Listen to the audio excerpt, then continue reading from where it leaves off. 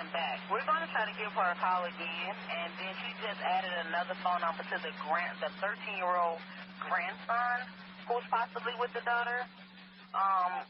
Step out with this. 2412. Veteran crisis hotline's calling in, so they have a female veteran off her medication. She's at work to Safe Haven. Detecting 12, stick with check that one out.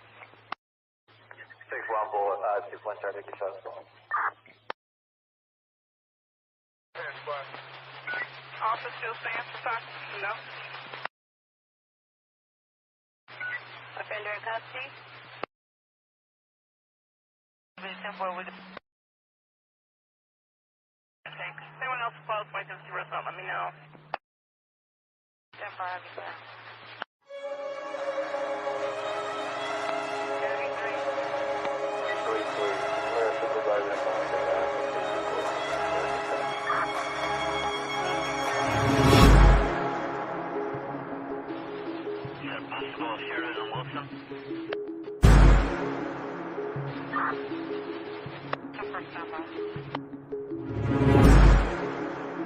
10-4.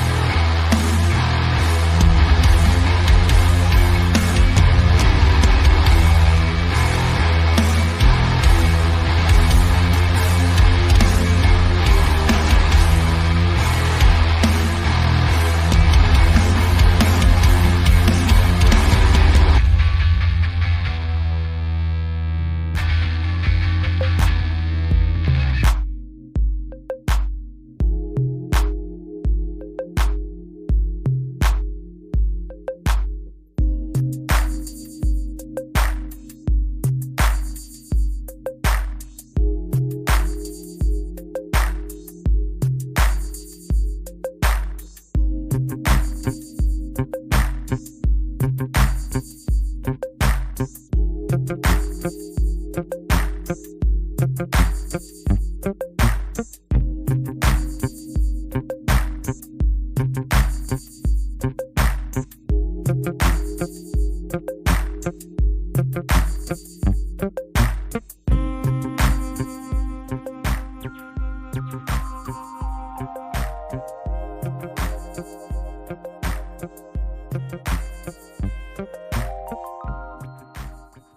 we go.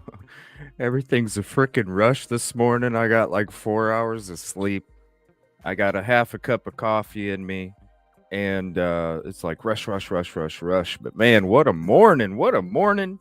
We got the early access. If you guys didn't get to see it, there it is. I want to say shout out to, I think it was Bree Dog that gave me the heads up when it was going to be on. And like I told you guys last night, even though I didn't go live this morning, because I was like, you know what? If it does happen, I'll just go ahead and record it and upload it as a premiere or whatever. Because I didn't know if, like I told you guys last night when we were doing the Idaho 4 court hearings and when Court TV was handling it, and it was before Judge had his YouTube channel. Everybody always had to wait like 2 or 3 hours for it to get posted, and we found a way to be able to get it early access. And I was like, maybe it'll work for this, and it really did freaking work, man. We had early access live. Right after that, I posted the premiere. You all watched it this morning. If you were in there, did you get to see all of it today, man? Yeah, I watched the entire thing with Court TV, Dog, and his lawyer, and Tony. Yep, So, and yeah, Seth. And Seth too. Seth, I didn't even get to hear Seth. Yeah, he talked for a second. Oh, I didn't even get to catch that part. They couldn't get the video, but they could get the audio. I have. Was it live? Yeah, it was live, bro. Like, there's a way that I can, you know. I have Court TV. It's not on my computer. It's on TV or on. Yeah, that sounded dumb. It's on the TV. Yeah, I know what you mean. Yeah. No, there's a way that we were able to get the Idaho 4 court hearings like a year and some ago. We were able to get it live, and I was like, hey, maybe it'll work on this, and it really did work. So shout out to Court TV, shout out to Bree Dog, I think, that came and let me know. Appreciate it very much. I did wake my ass up early as hell on a couple hours of sleep just to do it, but you know what? We did it, and I'm glad that we were able to do it for you guys, because there's going to be people out there waiting quite a bit. Oh yeah, I kept looking for it. I was like, because it wasn't at 6:30, I think. I don't know the time. But I was sitting there looking for it. I'm like, okay, I'm gonna catch this, and then couldn't find anything anywhere. Yeah, man. So props. We got our tricks, man. Shout out to the Angels, the team. We got our tricks, but yeah, we made it happen. So we're having a live here this morning. If you haven't seen it yet, we're going to go ahead and replay it for you guys. I already dropped the link for you if you want to save it to your playlist. If not, just go ahead and drop a like on there if you don't mind. But we'll be going into it today. Like I said last night in last night's intro, we're going to be going over the Court TV episode with Dog, and then also we're going to be going over the Mr. E Crimecast episode where it had the lawyer Jared Lesniak on the panel. So I thought we would all check that out together. And how much time do you got this morning? Because I was going to see, you missed out a couple nights ago when we watched the Jennifer Coffindaffer episode with Josh Schiffer. That was on there. I got time. I'm waiting on from someone. All right, cool. Which is, I don't know if they'll respond now or when they'll respond, but yeah, I wanted to check that out with you too, and see what you thought, because I thought he had a lot of great points when it came to both sides, you know, because we're about both sides. It's about Sebastian. Talking about the lawyer. Sorry, I'm super tired. The lawyer with red glasses. The one on Jennifer Coffindaffer. Oh, I didn't see that one. Yeah, that's the one I'm talking about. He was bringing up both sides. It was about Sebastian. He was bringing up the things that each side did wrong, the things that each side's doing right. and it was straight up, no BS, to the point, what we're about. And I thought I would, if you had time, we could go and go. Uh-oh, sorry about that. It's morning, and I got alarms going on. You're good. I thought we would go over that with you too, since we missed out the other night with you. Busby was on with us. But the dude says a lot of interesting stuff too. So if we got time, we'll definitely check that out. We'll go ahead and say what's up to everybody. If you're not subscribed to NARC, please do so. I'll drop the link again in chat and throughout the show as well. We're going to check out this episode first. But first, I want to say what's up to everybody here. Let me scroll to the top. And thank you all for joining the premiere. If you joined the premiere, I was excited. I was like, holy crap, there's a lot of stuff to talk about too with that. So we'll be on that for a little bit. Trust me. Number one, Katrina, and happy birthday, Katrina. If you don't know, it's Katrina's birthday. So drop a whole bunch of birthday candles in that chat if you don't mind. Michael, number 6. Yeah, I got mine. You got your coffee, bro? I saw you drinking something. I'm clean. I haven't had energy drinks in, let's see, 7, 8, 9, 11 solid. 11 solid days. Oh, nice, man. I don't touch them because I'm afraid I'll like them. So man, yeah, that's seriously. Just to put this in there, it's weird. I used to race motocross whenever I was about 14, 13, give or take. Yeah. Monster energy drinks, Red Bull, some other brands would come to the tracks, or they would come to the tracks and just load you up with energy drinks for free. Yeah. Because they're trying to promote them. And my first impression of it, I took a sip and I'm like, and my dad said, you guys drink one of these before each one of your motos. He's like, it'll amp you up.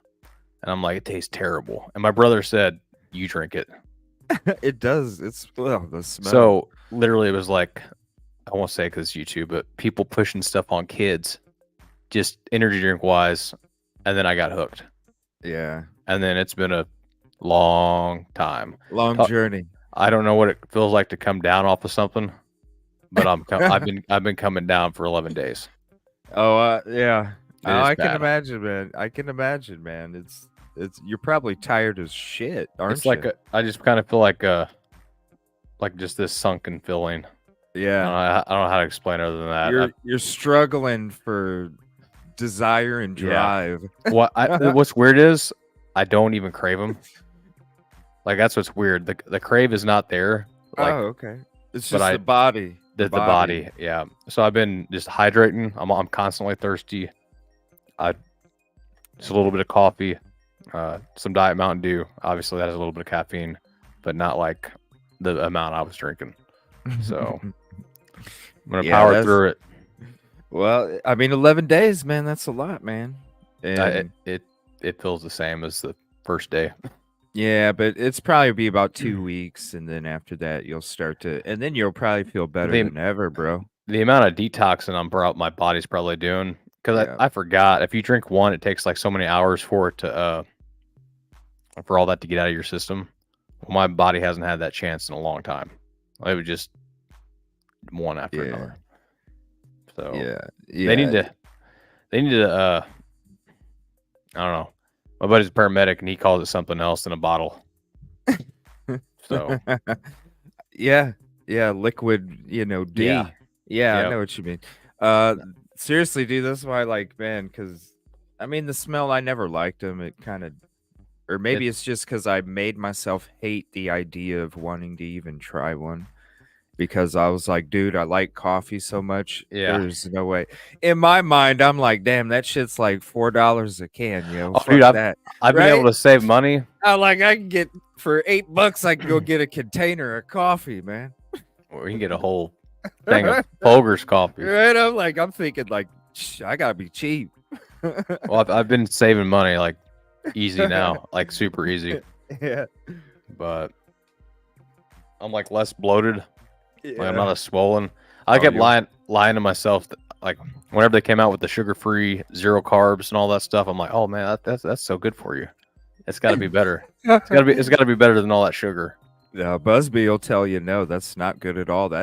It's like the diet shit. It's not good for you. It's that artificial sweetener stuff, you know. It's probably in the long run worse. Yeah, that's why I don't eat. That's why my creamer doesn't even have. I get no sugar creamer, man, because I'm like, nah, I don't even want the fake shit. I got caramel and sugar. It already tastes like shit. You know what I'm saying? Like, hey, no, I'm not gonna do it. But yeah, man.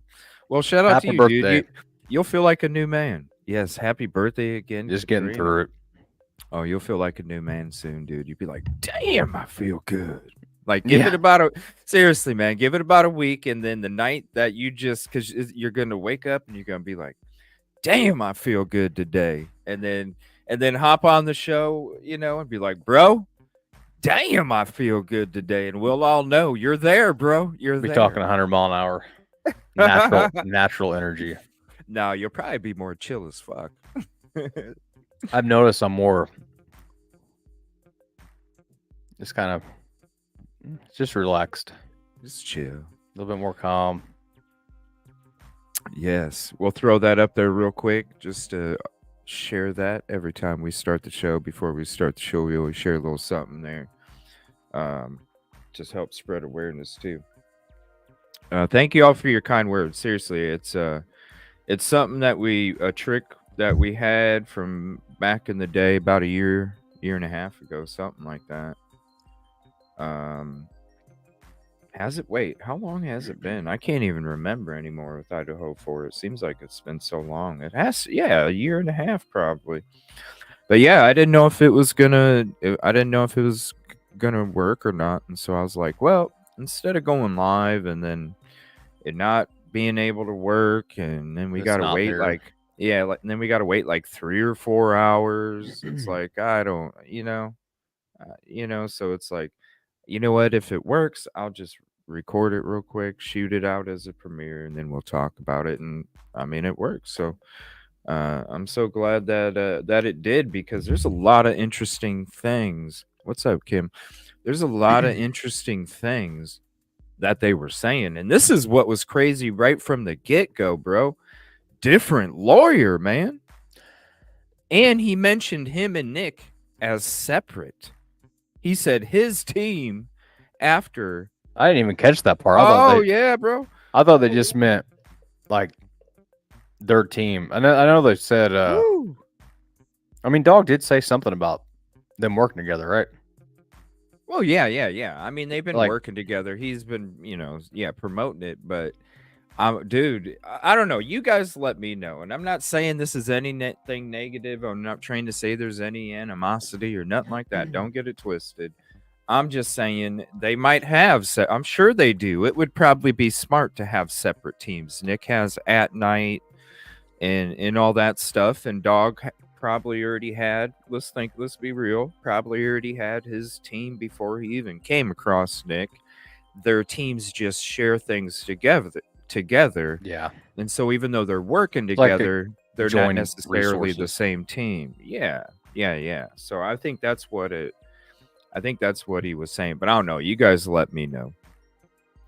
Nick was mentioned 3 times. Yeah, I can't wait for this Jennifer Coffindaffer episode. We're going to be doing a live midday for you tomorrow, and then I think tomorrow night we're doing Idaho 4. Idaho 4. I'm waiting for this new tier to drop for the VIP Investigator membership. I told you guys that's where like 90% of my footage that I don't publish, that's where I'm just going to be dumping it. You guys are literally going to see the date of the footage and the file number. I mean, that's it. It's just boom, boom, boom. Wait for the Idaho 4 footage, though. That shit's crazy. But I don't know. It's whatever. It's already been said. I guess I just have to wait for it to be completed or something. So heads up, man. If you make another tier like that, there's like time you gotta wait or something. I don't know, because I was already getting ready to drop like 8 Riley Strain videos, man. I think what it is, because I had set it up before, and then I was like, nah, I'm not even gonna do it. And then it was approved, but since I changed it, I think they have to approve it again. Oh, really? Something like that. I'm not 100% sure, but I think when you create another tier, that has to be approved. Okay, because maybe. I had like 8 or 9 videos, GoPro 5.3K from Riley Strain coverage. ready to just drop the first day I opened it up, and then all of a sudden I'm like, it's not even showing up. What the heck? And yeah, I guess you gotta wait. So I apologize. I told you guys that it was already up, but I guess that you just have to wait. So footage will be dumping soon, trust me. And then if you do come across any of those videos, drop a comment in it and let me know. Hey, I think this should be uploaded for Like everybody. yes or no. Yeah, because I don't have time to go through like all my footage. You know what I mean? Like I have so much. I don't have time to go through it because we're so busy working on these cases.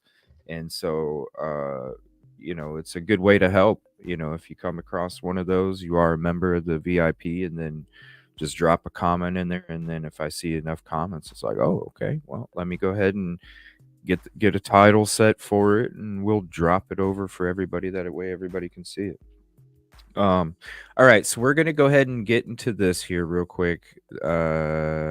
This is the when dog Tony, lawyer Seth, everybody joined Court TV this morning. So here's the link if you want to have the actual video upload, the best clarity, because with here it's going to be a smaller screen, yada yada. There's the link for that where you can see it. All right, we're going to go ahead and check it out.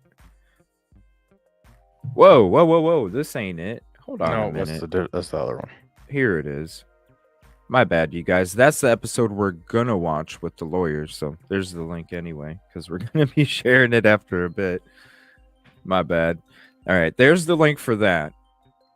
All right, so this was Dog and all them on Court TV this morning. Subscribe, please consider doing. Oop.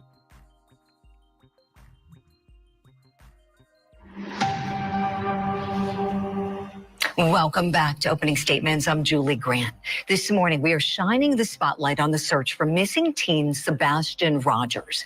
In just a moment, we're going to be talking to Dog the Bounty Hunter, who is helping in Sebastian's search. He's helping Sebastian's father, Seth Rogers, look for his missing son.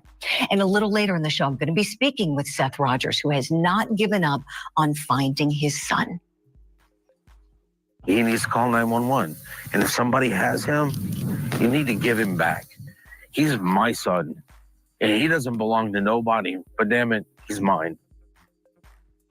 Now, the teen with autism has been missing since February from the Hendersonville, Tennessee home that he shared with his mother and with his stepfather. I want to welcome in now our very special guest, Dwayne Chapman, a.k.a. Dog the Bounty Hunter, and he's also accompanied by his attorney, Bruce Castor. Good morning to you both. Dog, I want to begin with you, please. When you think about, all of the things that could have happened with Sebastian, I want to ask you, based on all of the facts and information that you know, what is your theory, the theory of the case that you have, and what is helping you and aiding in your pursuit of him? Well, two questions. The theory is, my theory, the only theory that I have is he's missing.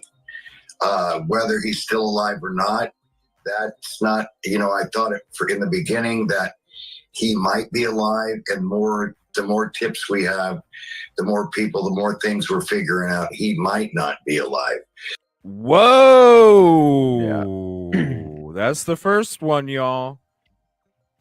With the tips that we've got. At first, I thought he might be alive, and after the tips and stuff, and I think he might not. He's just being honest with that, man, honestly. Well, I mean, they did change the rhetoric.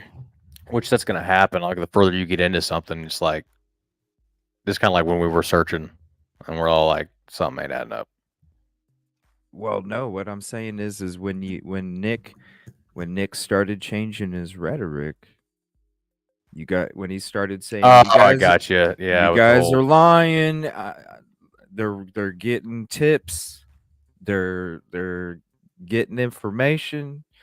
I think it's more than getting closer to reality. I seriously think they did come across something, and that's when they changed their rhetoric.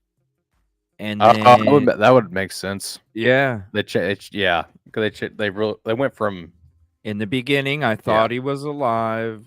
Thought he might be alive. As they got their team together, they started bringing awareness. Dogs started bringing his resources. He probably got information that Seth and Tony don't have, and I bet you it leads to the internet trafficking or something to do with the two parents, the step parent and the parent. And when you look at the rhetoric, it seems to be it's more about the parent than it is about the trafficking. I'll wait until we get to the end, or towards the end. Because think about it, if it's when I'm talking about the trafficking stuff, I'm saying I really feel like he's still alive. Somebody's keeping him, right? If he's looking at it and I'm listening to what I'm hearing, to me, I'm not hearing very much trafficking because he really doesn't think he's alive, which leads me to believe that and I'm just on speculation. It leads me to believe that he would be 75% he thinks he's gone, 25% he thinks he's still alive. Well, especially the way he was talking about, medication and all that. So I don't know what other medication he would have been on, but yeah, he'll get into that in a little bit. But what I'm hearing right here in this first part is that you combine the rhetoric, you combine the timeline, you combine the legal stuff. They want people to be quiet because I don't know. They must have came across something. I'm not sure. It seems to me like they did. We don't have a kitty cam because she's out running around right now. We'll get her on camera. She's looking at me now because she knows I'm talking about her. We'll get her on camera here in a minute. We'll show you. All right. So to me, it sounds like they really do think it's the two parents. Oh my God. So, it's not my theory of how I find people. Sometimes it's completely different than what I think. And the way we find him and help is someone, we know. Go ahead, man. I thought he flat out said it. Flat out said what? Come here. About one of the parents. Or maybe the... I know. Go get your fish. She wants that fish right now. Go play. Yep, she just ran off again. Well, he said in the beginning, he was talking about a domestic squabble. Oh, yeah. Remember? The very beginning, yeah. He was talking, and then he also, even in that News Nation interview that they did, what was it, a week and a half ago, week ago, something like that. That's when he really went into the domestic squabble about the other parents because he's working for Seth. So that he's insinuating the other parents when it comes to a domestic squabble. And so I really feel like, hell, it might not even be 75-25. It might be like 95-5. I don't know. I can't speak for him, and this is all just, me just thinking about it. But you look at the timeline, you look at the rhetoric, you look at what we're hearing right now already, and to me, it seems like he's really going to be going after KP and CP. Well, it was kind of a given the way they've been speaking. Well, when he's working with Seth already from the beginning, yeah, but not the trafficking anymore. It's parents. It was a lot of other possibilities before when he just joined, like he said. Now he's gathered timelines. It's like narrow focus laser beam. Instead of having it over the whole landscape because you're looking at everything. Now all of a sudden he's got the laser beam on. And it's focused right on that one fine point out of that whole landscape. Well, she was the last one to see him alive. Statistics. But we also... speculators say anything, but... the numbers as far as like the time, like the amount of time that he's been missing, and then typically the last person that there's like sometimes there is an unfairness, like whenever it's like the husband and the wife, and all of a sudden the wife, like something happens, and everyone just most of the time it's like it's the husband, like no matter what, which a lot of times it is. Like a majority of the time. I don't know if he's focusing on a particular individual. I think he's focusing on both of them together. Yeah. Oh, I didn't mean it like that. I just meant in that situation, not this situation, but how people are quick to be like, it's the husband. Well, because like usually it is. Usually it is. That's what I mean most of the time. That's when you're looking at it, statistically and analytically, like that's why they typically they're the main person of interest in any of those crimes. That's why when it comes to the Micah Miller case, I don't understand why they didn't get more of a solid alibi from JP Miller, really, because that's your spouse. Like that was her spouse. Like, hello. And okay, just a couple photos. Yeah, it's weird. Usually, man, like you at least get somebody in the corner, literally, and make them feel uncomfortable. And either comfortable and inviting, like come on in, just want to talk to you, or uncomfortable, and you make them feel like they can't leave. Yeah. Obviously, they have rights and they can step out at any time if Well, that depends on who's who's doing the investigation at the same time too. So what I think is I think when they got here, right before Nick started talking about the SF and the KP and the CP stuff, right? Like the day before, maybe 2 days before that, I guarantee you they came across some information that then led them to push that energy, because we sat back, we're going, what the heck? And then you got Hong saying stuff like throwing, like just going in like crazy. And now it all makes sense. Even the shit Hong was saying, because a few days ago we're like, what the fuck, dude? You're like any other YouTuber, just that's what spitting out one side. But now it makes sense, bro. That's what it seemed if like. You look at it. Like, say you and me were sitting on something, that's a lot of energy to build up, a lot of emotion to build up. Like if you came across some information that you pretty sure was credible. Yeah, for him to come on a platform and not only that, but because I mean, think about the timeline of how it all took place, man. When we're sitting there and we're going, does Dog know that this is happening? Remember that? Yeah. Does Dog know that this is happening? And during that time, now it all makes sense. He knew it was happening, bro. Because now that we're hearing this morning, you reflect on all the things Nick said and how it went down and each day and how it played out and the timeline. You break it all down, 1,000 tiles on the bathroom floor, and all of a sudden they just all flipped over and went right in line like a domino line, dude. And you see the timeline, and it's like, he knew that Hong was saying that shit. He knew that Hong was saying that shit. When we're sitting there going, the first day when we're coming across it and we're going, whoa, I hope Dog don't leave. Y'all remember that? When we were going, man, we hope Dog don't leave. That was the beginning of Dog being, you know what? Green light. I can't say it because I'd never put out that energy before. Nick, go ahead. Once Nick started getting legal papers sent his direction, then all of a sudden, sorry, Hong, you're the cameraman usually, dude.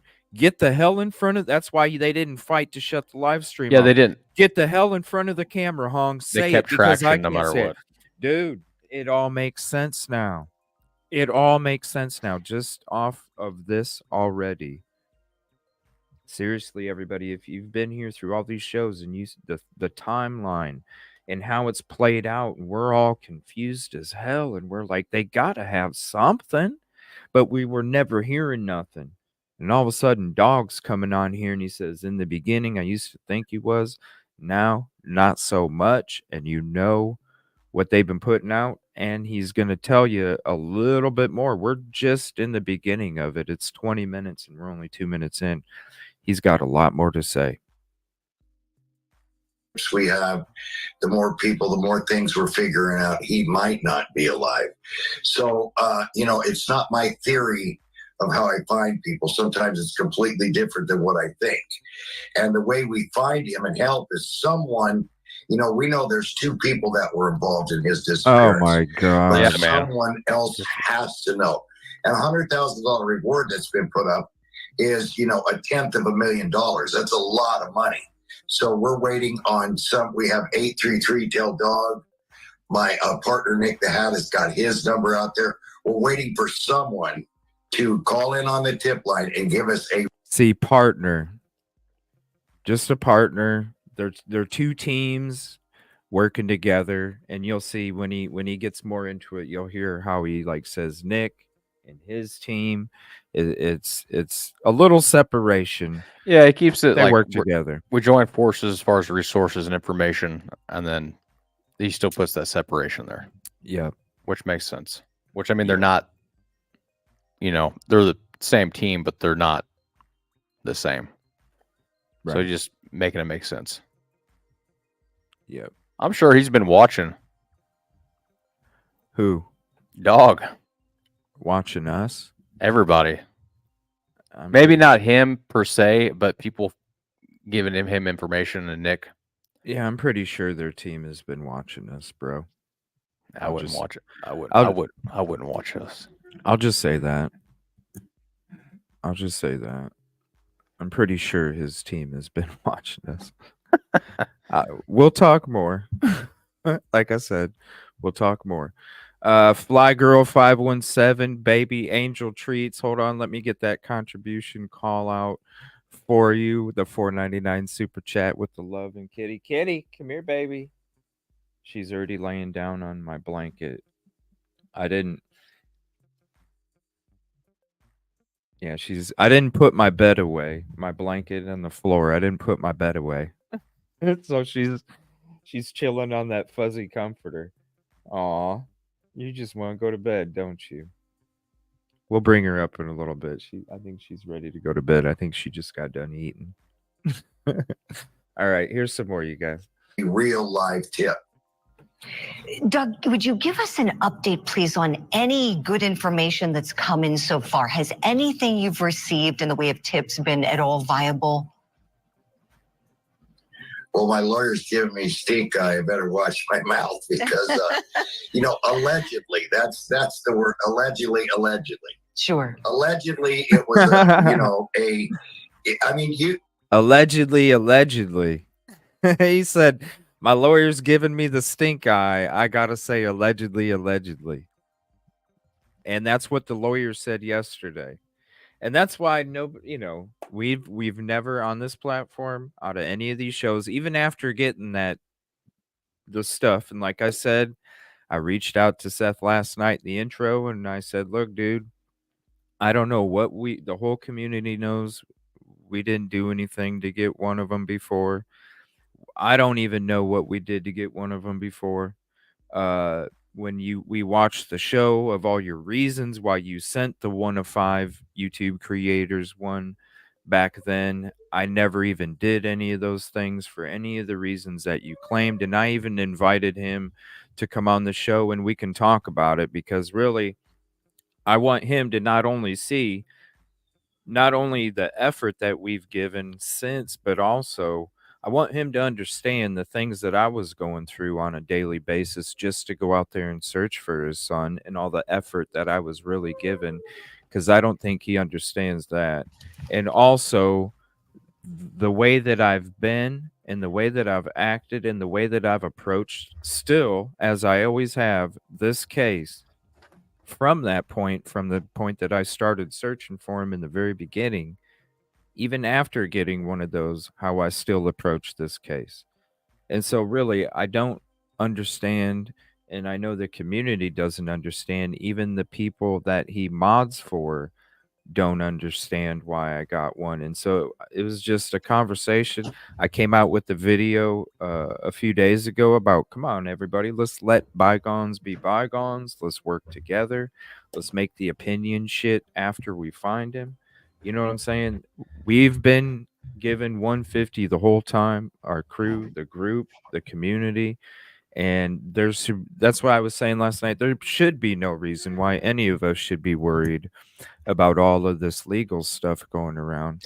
Man, Because we've not done anything to have that happen in the first place. We're a different community. I guess I just miss a lot of information. Like I guess because so many videos get dropped so frequently throughout the day, throughout the week. So like, that's not even the right time to ask it. But the threats, like, is that coming from like YouTube creators? Who, their threats? Yeah, like the threats they're getting. I don't know. They didn't say. But think about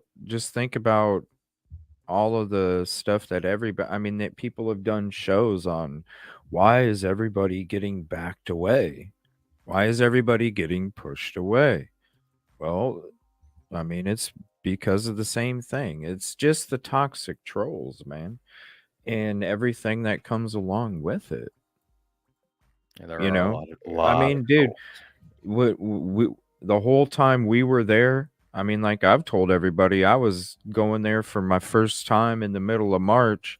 I was an hour out of Hendersonville, and I was already getting pictures of the people and their vehicles and the license plates of people I needed to watch out for. So when and I don't, like with the whole time all of us were working together, there was always sketchy ass shit going on. People want to make fun of the gunshots that was happening around us when we were searching for that one retention pond. But the dumbasses don't even search on a Google map because there's a freaking high school, a middle school, and a church right there.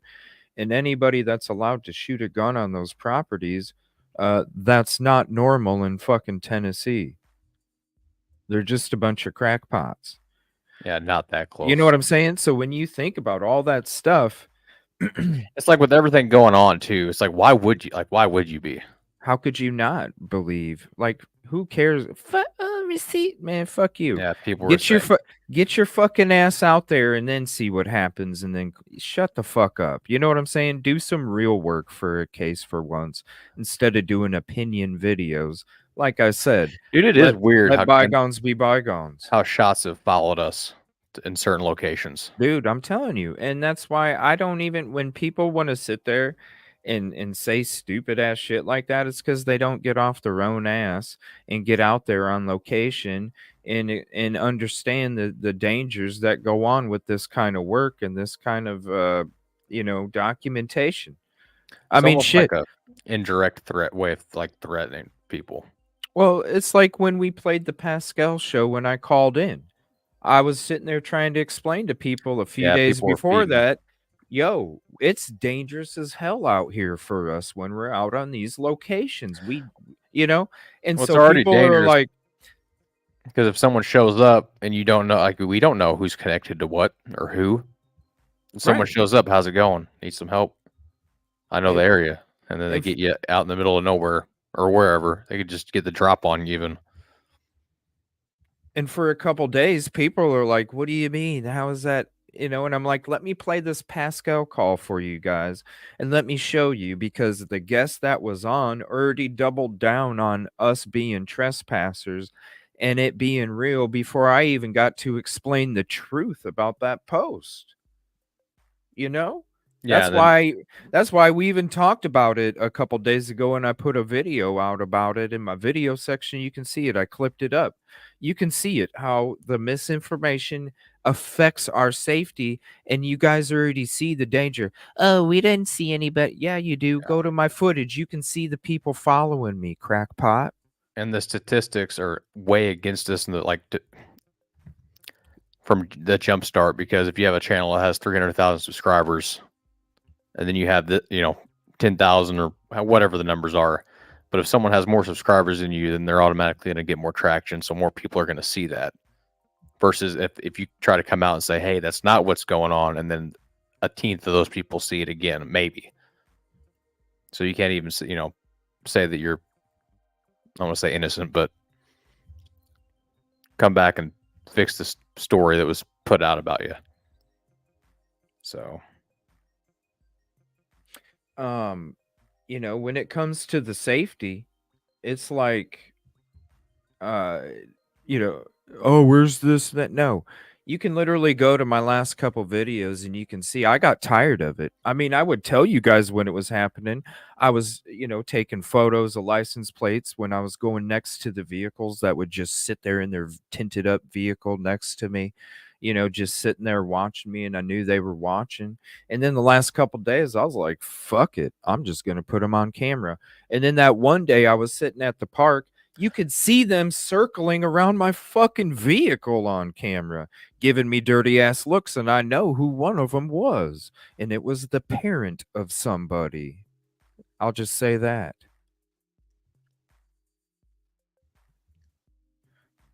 The shit happens. People don't need, the only people that are saying people need to show this, that you need to get off your ass and go to a real location, even if it's local, for your own shit, and see how fucking dangerous it is. Because hello, the topics we talk about, how many of these people don't want people to find out the truth? Probably about 99% of them, right? So let's think about it. When you're out there at the location where the stuff's going down and you're trying to help, 99% of the people already don't want you to find the truth. The ones that really don't, the ones that already possibly committed the freaking crime already, went to a level already as a human being. You don't think they're going to go to that same level or they're beyond? already committed. Yeah. They're at that point, they're going to do anything and everything to make sure that thing stays a secret, whatever it takes, whatever the cost is. That's what we're dealing with, people. So for the people that want to sit there and question anybody that goes out there and is like, oh yeah, this happened and this happened, get off your fucking ass for once and quit bitching about others. Like I said, make the opinions videos after Sebastian's found. Take that energy, take that focus, take that bullshit and focus it into doing some real work for Sebastian and Sebastian's cause and finding this boy. Period. It needs to stop. It's ridiculous. These people right here, if they're getting threatened, you need to take that energy and throw prayers at them. Throw prayers at them. Because just because these people are in different locations, Nick, doesn't mean that these people ain't sending out shit to people who knows, maybe in the same state, or maybe they're going for a fucking drive. When people want to keep a secret, like we just said, they will go to whatever lengths. It don't matter if they got to drive to fucking Pennsylvania, does it, Trey? They'll go to fucking Pennsylvania. They will. It happens all the time. You're dealing with people that already possibly committed these crimes as a human being already. What the hell do you think they're not capable of? The people need to stop it. I'm tired of hearing these fucking people bitching and complaining. Oh, they just need to do this and they just need to do. Shut up, opinion, Betty. Yeah, and then the people with the opinions aren't doing anything. Do some real work for a case instead of using somebody's name to benefit your own personal agenda and your own bitch fest, because everybody is over it. And that goes to a lot of these channels out here, because everybody's over it. Nobody should even, in the true crime community, we're here to come together. We're here to join forces. We're here to make a difference, not have a fucking bitch fest. That's how it should be, but it just seems like everybody just wants to just think they're better than everybody else. That's somehow, all it shape, or is. It's form. ego. And when you have ego, it's called being selfish. And when you're selfish, you don't think about the other person. And when you don't think about the other person, you don't evolve or succeed. Dominoes, baby. All right, let's get back to this. He said a lot already. I'm sorry about that little speech. This shit just got me. I'm just tired of it, man. People, do your opinion videos after Sebastian's found. Focus the damn energy on finding Sebastian. I'm tired of hearing it. I'm tired of seeing it. Let's do something for once. We have so many people as a community. We can literally kick down fucking walls if we work together. Quit bitching, people. Do something for justice. People need to read the facts. How'd the boy get out the back? How come no one did anything? Why was the stepfather threatening people that were out looking for the boy? Volunteers were out there and he was threatening them. Is there a family tie between either side of the family, between sexual perversion really bad? I mean, there's a lot of things that the public can look at before, it goes to a jury. And all roads lead to Rome. Okay, I'm going to rewind that just a skosh. I want to just hear again what he exactly said here. How come no one did I know anything? what he's saying. Why? Huh? I said, I know what he's saying. Play it. I know what he's saying. Yeah. I want to make sure that before I say I think this is what he's saying, because I don't want to misunderstand it. I just got a lot of emotion in me right now, so I'm going to play it one more time. People need to read the facts. How'd the boy get out the back? How come no one did anything? Why was the stepfather threatening people that were out looking for the boy? Volunteers were out there and he was threatening them. Is there a family tie between either side of the family, between sexual perversion really bad? I mean, there's a lot of things that Okay, so you guys remember a couple days ago when we heard, how do I say this? Okay, remember when we were watching the video and Nick was talking about, this little girl's name in the neighborhood? Yeah. What? And he was like, what were you planning on doing? And I stopped and I paused it and I said, wait a minute. Let me rewind it. Did he just say this? And then we played it again and I said, he said planning. What the hell was he talking about, you guys? Now, Dog says sexual perversion. What the fuck? Yeah, it gets even more sick. What? And dude,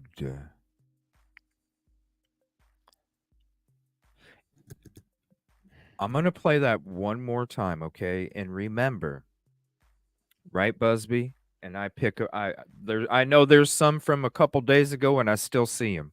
That's why I'm like, oh, there's some crumbs there. Now this crumb makes sense. Right here. I'm going to play it one more time. Now remember, Nick said, what were you planning on doing, CP? And when he's talking about CP threatening, who do you think Pascal was doing a show about threatening me? CP. Okay, listen to it one more time. Remembering Nick told you, what were you planning on since you knew you knew the little girl's name? I mean, people need to read the facts. How'd the boy get out the back? How come no one did anything?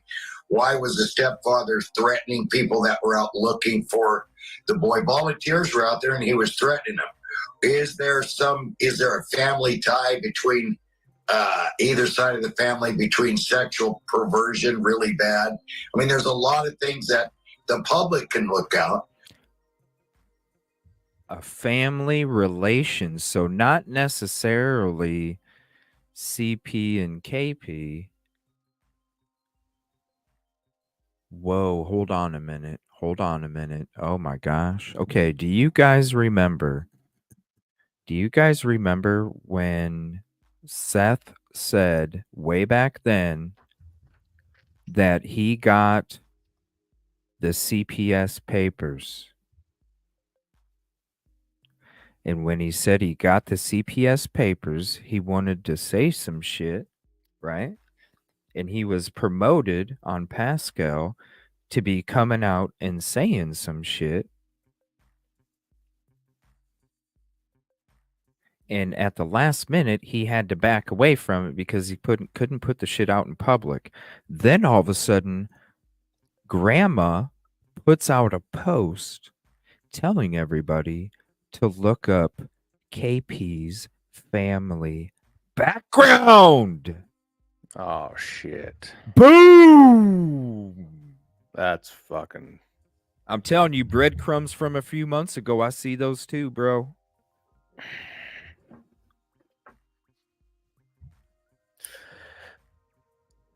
Dog's sitting on a lot of info. Oh boy.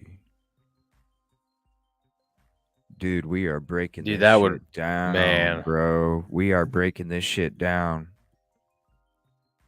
You guys, first it was the timeline of the rhetoric. Now I'm bringing you back a few months ago. I'm like, you guys remember? Mm-hmm. Listen to this one more time, knowing that. Oh, damn, this is a breakdown, dude. You know, allegedly, that's the word. Allegedly. Sure. Allegedly, it was people need to read the facts. How'd the boy get out the back? How come no one did anything? Why was the stepfather threatening people that were out looking for the boy? Volunteers were out there and he was threatening them. Is there a family tie between either side of the family, between sexual perversion really bad? I mean, there's a lot of things that the public can look at before, it goes to a jury. And all before it goes to a jury. Dude. It's all making sense, man. It's all making sense. I want to say a lot, but it's hard to say it. Do you remember when CP said something about like accusing Sebastian of something, or said something happened? Right? Yeah. Man, I can't even say the rest of that because I don't even know. Anyway, you think with Faith?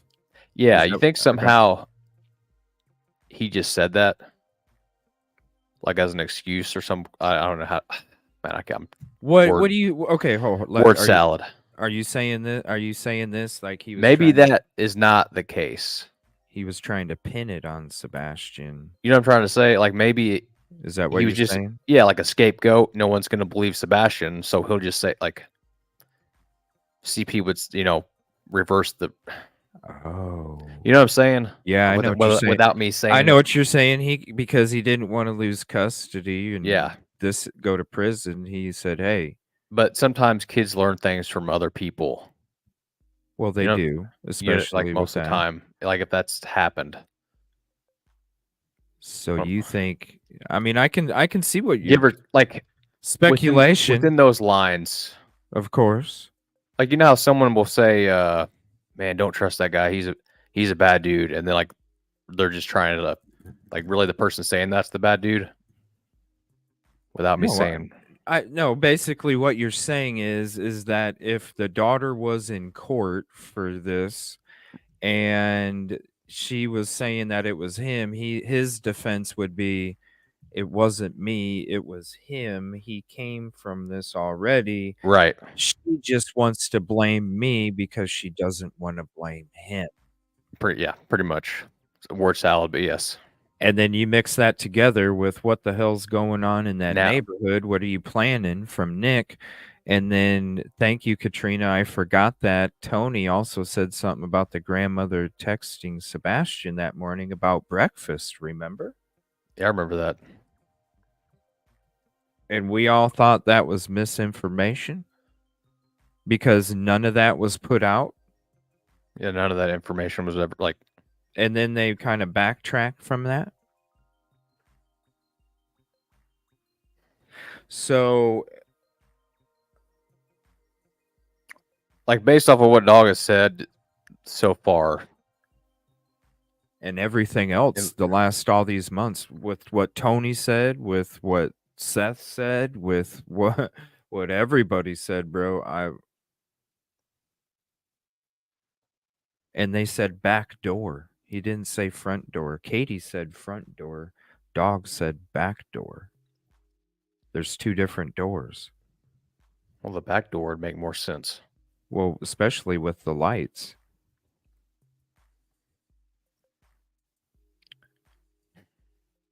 Dude, what? All right, I gotta let this simmer a little bit. Let's watch a little more. Thank you all for hanging out with us. Appreciate it. Please hit the like if you haven't yet. I'm gonna drop Trey's channel in chat. If you are not subscribed, please go sub up to him. I feel like someone, well, obviously someone, but then I think they got some good information. Yeah, it's all coming together. Oh shit, dude, for like sure. Click, click, click. I broke down that timeline, like when it comes with what the rhetoric from Nick and that, breaking that down. Yeah. Oh yeah. That's why they're going so hard.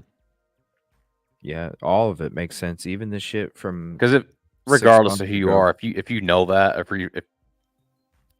you obtain that information and you can't really speak on it yet, and you're bottling it up and you're trying to. Yeah, we know the mother's background. So yeah. We went through that a long time ago. We just didn't put any of that out. We just didn't care to talk about it at that moment. But maybe we will. There's a lot of stuff we knew about. We just maybe we will, man. Because I mean, I'm seeing. I don't know. I'm just looking at all these crumbs from all over the place, and they're all starting to. Oh, it's making a lot of sense now. A lot of sense.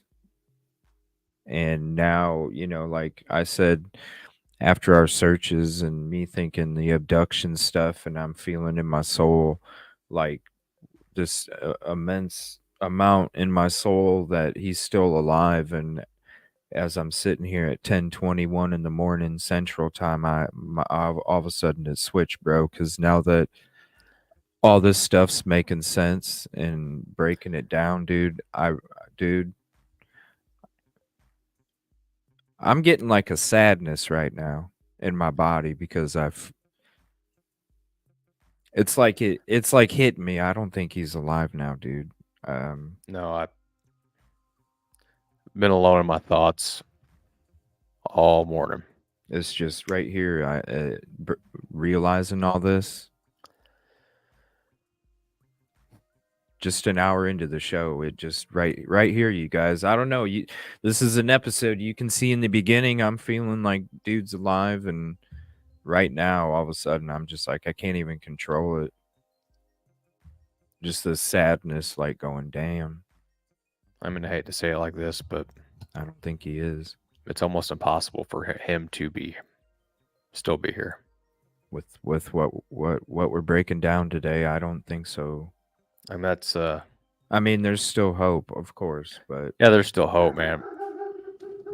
Because who knows? Maybe this person did, you know, take him, and they are holding him captive or something. You know, if we're looking at it, like this, you know, this is obviously you'll see the speculation ticker at the bottom always ticking.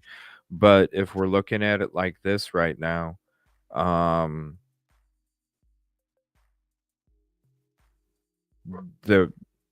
he's talking about other family members and that part of that theory, he very well still could be alive. Because maybe if that's what took place with the family member, then maybe he is still alive. You know what I mean? I don't know. It's just a sadness right now. I just didn't expect it. And it's kind of like, usually I'm a very prepared, overly prepared person. And I was not at all prepared for this emotion to go through me right now.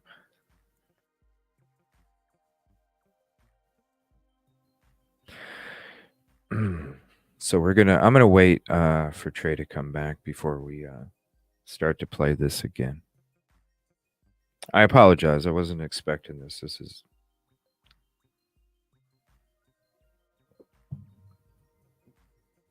plenty more to get into. Thank you, Linda, for the kind words. Plenty more to get into. We still got another 16 minutes of the episode. If you want to have it for your own playlist, just go ahead and make your own. I encourage anybody to make their own playlist if they're in our community, because I drop a lot of links for you guys. Here's this if you want to have it full screen, none of our faces, and the best clarity possible for the video upload. There is the link for you. You can go ahead and if you don't have a playlist, just click on it and save it as a new playlist, CJ Show, and then that way you can save all the links that we go through in the episodes that we share, and then you can use them for yourself or go to rewatch anytime. I appreciate you guys hopping in. Thank you. See, there it is. Nightbot's already telling you. If you don't have one already, make sure to create a playlist. We drop a lot. Happy birthday, Katrina. What's up, Tiffany? Happy birthday, Katrina. All right, buddy. You good? I just wanted to make sure we waited until you got back. You're good. My dog was not happy. Oh, you're good. All right. Let's see here. I'm going to back it up just a couple seconds. And then we'll hear what else he has to say here next. Side of the family between sexual perversion, really bad. I mean, there's a lot of things that the public can look at before, it goes to a jury. And all roads lead to Rome. Doug, tell us about the roads that you've been walking along in your search. Would you kind of bring us into your world? What have you been doing on the ground there? Tell us a little bit about how your searching process goes, if you would, please. Well, we don't have a crystal ball. I'm follow the words of Jesus. So, I can't look and say, Jesus, where is he? So the only roads to Rome are people that call in and leave tips. Someone else knows what happened. Absolutely. In a 10-year career, I've captured, or a 48-year career, I've captured more than 10,000 fugitives. And this is not my first rodeo looking for a lost child. We've been 100% successful in that. And the reason why... 100% successful. Looking for a missing child. That's fucking awesome, dude. How many missing child cases did he? I mean, hey, I don't give a fuck, even if it's one, bro, and it's 100%. Yeah, I was wondering when he said that. I was just like, you know what I'm saying? For one, I didn't know that he ever looked for a missing kid, to be honest. I didn't either. But that's what I'm saying. If it's like one... when he breaks down the math of 10,000 fugitives and 100% success rate, like you can't fuck with those odds. If that makes sense. Even if it's one, bro, you're 100%, bro. Yeah, you're 100%. It's better than my odds, right? Right. I mean, shit. Look at the resources, though, people. Oh, he's got resources for days. Imagine if we had those resources. Well, he's got 24/7 resources, just grinding away, more than the police ever have. I hate to say it like that, but I mean, come on. Like, it's not a 9 to 5. He's got enough people to just, because police have to respond and answer, multiple different calls, and the calls just keep coming in every day. He's got a team dedicated to Sebastian 24/7. And think about if we had those resources with the efforts that we were given out there for our searches, bro. Oh man, we'd be like, you can see that. Like, I'll drop the link if you're just coming in and checking us out. Here's the link to all of the freaking searches for Sebastian. There's a lot of them, and they go a long ass time, and you can see the effort from the very beginning to the very end, and how long that effort goes, how many days in a row that goes, how long the drives are. That's effort. And I'm saying, man, can you imagine if, because it's like when I was screaming in the beginning, can we just have somebody with these resources Yeah, come just here and help? Because we know, we're like, dude, we're out there. We know we just need somebody. If I was a millionaire, if I won the man. lottery, damn straight, man, I'd be having the resources. But I'm not that guy. I don't have that. What I How long? do have is heart and drive. How long did we search? And then it was like we didn't see no one else Oh, dude, it for was the longest time, and all of a sudden, dude, when I was out there in the beginning, there was just people going out there flying up fucking drones and shit and not even going out there and searching. I'm sitting there going, I'm driving 3 hours each way, y'all. Where in the fuck is anybody searching? And it wasn't. It was just our crew. That was it. we didn't run into anyone else really I as mean, far you as had some searchers. other people like Yeah, like Nick said, sitting in a parking lot. You had some of that. But really, you didn't. There was nobody else, and we were just screaming for anybody, anybody, anybody, anybody, anybody. And he finally showed up, and look at it, man. I really feel, bro, and this is why I said it. I really feel if we had those kind of resources, we could be that effective, dude. Seriously. With our effort, and then you look at what he's already with the resources he's got.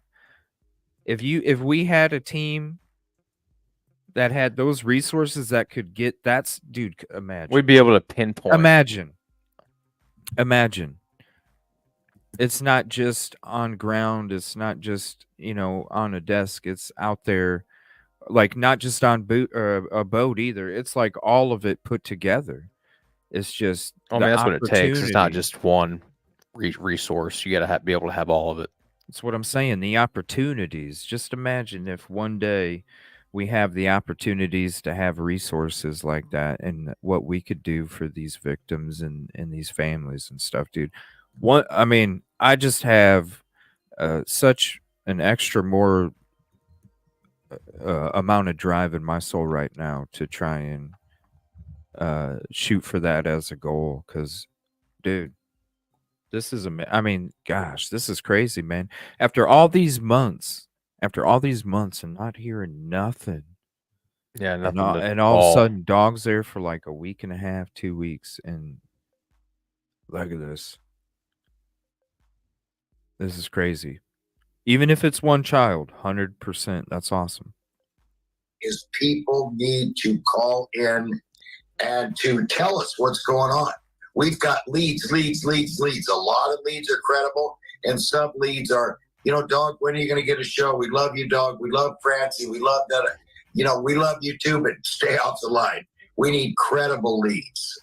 Absolutely. Well, you are beloved, dog. I know you don't need me to tell you that. And Thank you. Believe me, everybody has the world of confidence in you. When we found out that you were joining the search, I was asking my power panel on the show, who are you going to bet on finding? Damn straight. That's why we were promoting all of his links and his YouTubes and everything, trying to get people to go sub up. Seriously. I'm going to drop that for you in chat too. If you're not subbed to Dog on YouTube, just made a YouTube channel. We were ticket number 77. I think Katrina, happy birthday, Katrina. I think she was like, what ticket? You were before me, Katrina. I had ticket 77, or I sub 77, but Katrina, I think, got there earlier before me. Happy birthday again. I'll drop that link for you guys in chat. Go sub up to Dog's YouTube channel. Sebastian, dog, or the FBI, and everybody's saying you. Everybody wants to take that bet with you. And so tell us, does that put any pressure on you? Tell me, does it fuel your fire? What do you think when you hear so much confidence from the public in you and in the work that you do? Well, that incites me. I get all excited because I am the greatest bounty hunter in the world. No one can ever catch over 10,000 fugitives. Damn. No one. FBI works Monday through Friday. The marshals are the only ones come close, and they got to have 12. I'm sorry, marshals, but they're the more it just gets us excited, gets us crazy. And I have a team. My Francie helps me. Many people help me. Nick the Hat, my team, and then I have one of the greatest lawyers in the world for this particular subject. I mean, this guy is like, it's just incredible. So anywhere you go, you must have a good lawyer in this business. So please, let's pass this on to him. Isn't that the truth? Well, and Bruce, I'm not just saying this. I said to Dog when we were doing his mic check right before the show, what a fine lawyer he has in you. So I know legally he's in great hands. Bruce, anything that you would like to add? I know you're here primarily to accompany Dog with this appearance. Is there anything that you think that's important to note with respect to the search and Dog's involvement in leading the charge to help Seth Rogers find Sebastian? Well, as a more than 3-decade law enforcement official myself in Pennsylvania, the former district attorney and former attorney general, I know what the local authorities must be feeling and the frustration they must be feeling. And I know from my own experience that sometimes you need to rely on people like Dog, experts that are willing to give their time and energy to come and assist law enforcement in doing their job. And, you know, I'm stunned when I learned about the facts of this case that, you know, the young boy has left the home of his mother and his stepfather, and they don't seem to be particularly broken up about that. I'm sure that that is sticking in the minds of a lot of people who want to know what the answer to that is. I also was struck by the fact that the people doing the search, Dog, Nick the Hat, and some of the other people are facing death threats and other problems against their safety. And these are things that just can't happen. I mean, we need to encourage people when they put up money for reward to try to get people to call in. That's not any kind of impropriety. That's good citizenship. That's what we want to encourage. And people who do things to deter that are, in my judgment, not being good Americans. And we have very fine people, Dog and Nick and the whole crew are doing a tremendous job. And from where I sit, if it gets any worse, I'm going to recommend that they take legal action, because this is totally unreasonable. And law enforcement and the community working together will solve this crime. Right. Oh, amen. Bruce, I am with you 100%. When you said death threats. Same thing. That's, you know, I'm going to pause it for a minute there. Same thing. Like, nobody should have to go through any of this stuff when we're out there trying to keep our focus on what we need to keep our focus on, you know? When we're out there trying to keep our focus on finding Sebastian, we got to deal with other fucking distractions and shit. It's like, do you want him found or not? He's exactly right. Nice ass tie too. It matches my hat. I like that tie. Pinstripe suit. I wish I could have one of those. Nice suit. So basically now we're going to get into Jared Lesniak here in a little bit, but this guy right here, he hasn't done anything as of yet. So he's saying if they don't stop, then he's going to start doing it. But he's absolutely right. You know, we're all trying to work together. We're all trying to find Sebastian, bring him home safe. There should be nobody that is trying to put their foot or put up a hurdle in front of you when you're trying to bring this child home. Period. So even with the trolls, you know, with all of the stuff that is getting put out there, and who knows, you know, when we're covering the Micah Miller case, if anybody was with us for that case, just got back from working on that for the last 3 months. If anybody knows from there, JP was the master of creating multiple burner accounts. Who says that one individual couldn't also be the master of a bunch of burner accounts? Because you look at how narcissistic JP is for Micah Miller's case, and how the lengths that he would go to get people to stop, to get people to quit looking, to quit digging. The lengths that this guy would go, like a lot of lengths, a lot of different burner accounts, a lot of different directions. You didn't know if it was him, you didn't know if it wasn't, but everything was still the same.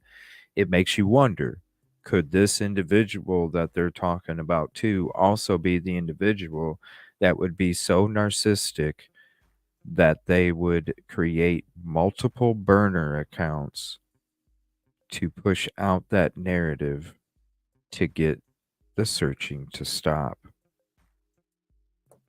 I think so, dude. I think It'd be a bad idea. Who says he's good at it? That's what I mean. I'm just saying that, who says he's good at it? Maybe he's got other people helping him out make those burner accounts. Birds of a feather flock together. Exactly. And if you're just telling those birds of the same feather, hey, birdies, I didn't do this. And I'm tired of getting quote threats, right? I want you to go threaten these people that threaten me, and so they're thinking they're doing a good thing.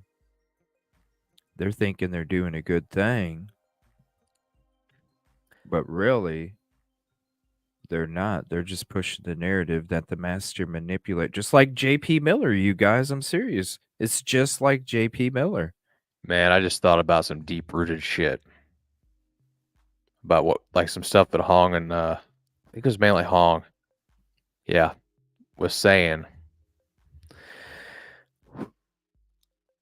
Man, I can't say it. Why? He said it. We can go to a video if you know what video it is. We can go to it and play it after this, and we can get back. I'll just say a dog has my respect again, 150%. I think sometimes things get messed up in the atmosphere coming in, take stuff to heart.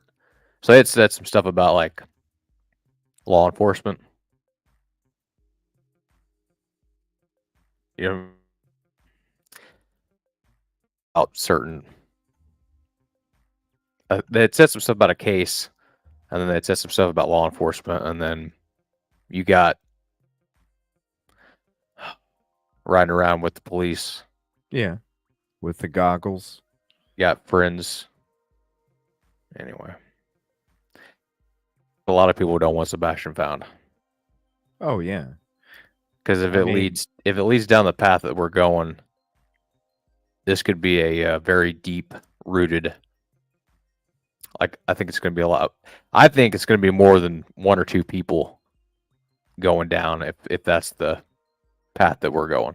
I don't know. I could see, like I just said a second ago, like the trolls and the people wanting people to stop has been happening. Like I said, I was an hour from Hendersonville on my first day going out there in the middle of March, and I was already getting shit. Okay, I wasn't even there yet. Didn't even step foot in Hendersonville, and I was already getting emails of photos and pictures of people that were doing shit. And it's like I was saying a minute ago, the one person that truly knows the truth could be having these other people help that person in the honor of I didn't do it, and they're going to do this stuff thinking he really didn't do it because it don't matter though. You're an accessory after the fact though. Like no, I wouldn't think so, dude. How could you be an accessory if you didn't help commit the crime? Well, it's just the same as the how could you driver. be an accessory? But they're not driving. They didn't drive to the crime. They didn't drive to the crime, bro.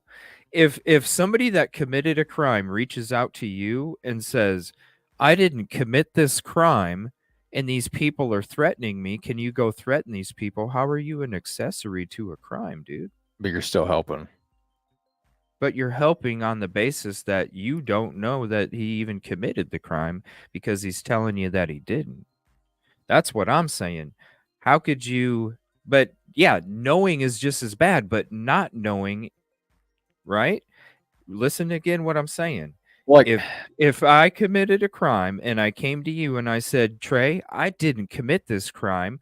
Will you go after these people because they're accusing me of committing this crime? And you could be like, okay, CJ, you yeah, don't know I committed the crime. I didn't tell you I committed the crime. You don't have any facts that I committed the crime. The only thing that you know is that I told you I didn't commit this crime and I wanted you to go attack the people that are attacking me. I don't see how that's an accessory. I feel like there would still be legal repercussions, like Well, regardless of if you knew or not. there are going to be legal repercussions because some of those people went as far as to totally quadruple down on the other party being the person that had something to do with it because of how much. Think about how JP Miller brainwashed people into thinking he was this man of God and all Yeah, this you're stuff. right about that. You see what I'm saying? And those people that are working for JP that don't even think that he did it, don't see any evidence that he did it, don't, but they're there saying, no, we believe JP. They're not an accessory. Well, they're blinded because they're Right. They're blinded, but they're not an accessory. And that's what I feel like. Yes. I feel like because the guy, if I see that what you're one saying. person, if he's going to commit that crime, do you think he's going to tell somebody else that he committed it? No, No. not by any means. No. And if somebody else knows that he committed that crime and is trying to push out an alternate narrative, I don't think that person would necessarily feel too safe. You know what I mean? Because something he doesn't want people to know. I don't see him telling these content creators the truth. I see him like twisting Oh yeah, this you're gonna. manipulated story to give you the heartstrings. So that way you're going, oh my gosh, I'm so sad. And then your awareness comes down and then he just pulls you right in and You're gonna molds you. spin Right, and say bro. whatever you gotta say and do to Right. help push your narrative. Right. I was too much on the if I'm driving the train and you're in the train, but you would know. So that's out the window. Yeah, these content creators didn't, they weren't there. They as far as, think about these narcissistic people. They will sit there. The one of the things that these narcissistic people do is they will pull with your emotions. They know if they can mess with your emotions, your awareness just drops the F down. It just drops the F down. That's how they're so good at manipulating your minds. And they could be doing this. These people are so narcissistic sometimes and so powerful.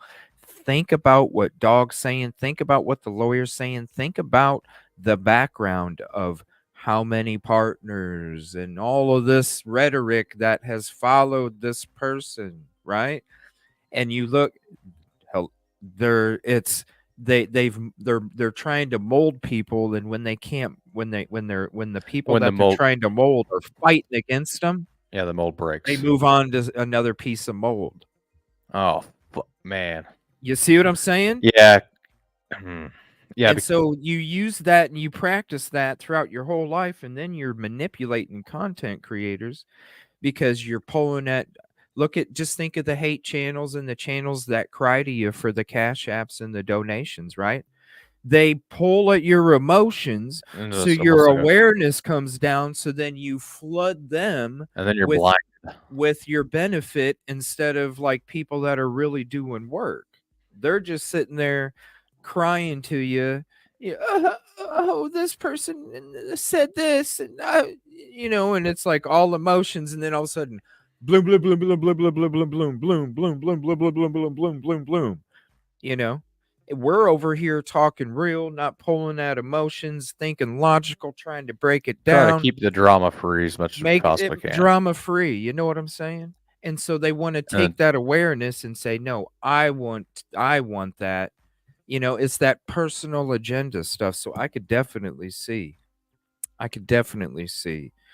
how I'm just going to say that person manipulated other people to make them feel so much.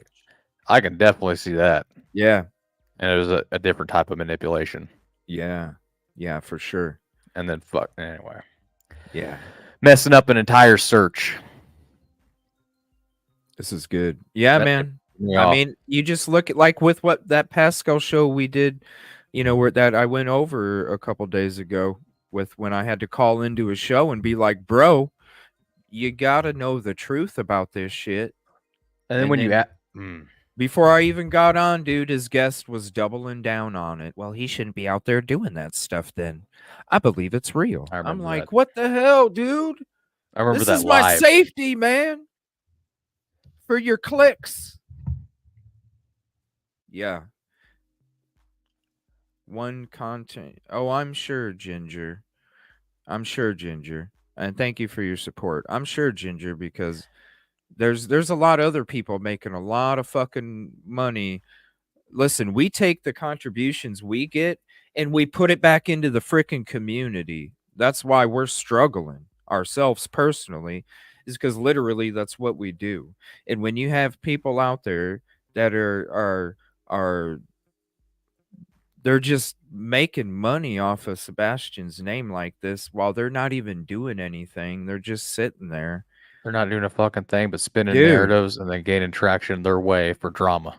Right. And donations and gifted memberships and all this other stuff. And it's like, it's like, people, what does this true crime community really want? Do they want the people sitting behind a desk just talking a bunch of drama, or do they want people out there willing to put their life on the line, willing to sacrifice their own personal whatever just to try and help somebody? The true crime community needs to wake up, because there's a lot of people that'll just sit there and pull at your damn strings just so you can pay for their fucking kids' fun. And it's like, how about we take that and actually find a missing kid instead of some kid that just spends a whole bunch of money on video games? You know what I mean? Like, what are we doing here, community? All right. Sorry, we'll get back into this here. We'll get back into this here. I needed to say that too. It just drives me nuts. That's right away, my job. Okay, it got a little skippy here. So. Pennsylvania as a prosecutor, and anybody making those kind of threats should be held accountable legally. You are right. And the threats don't solve the problem, do they? All they do is take everybody a step back, the good people who are searching for this young boy. With respect to Sebastian, Doug, I want to ask you, realistically, how confident are you in being able to bring Sebastian home? Well, again, in the very beginning, I thought he might still be with us.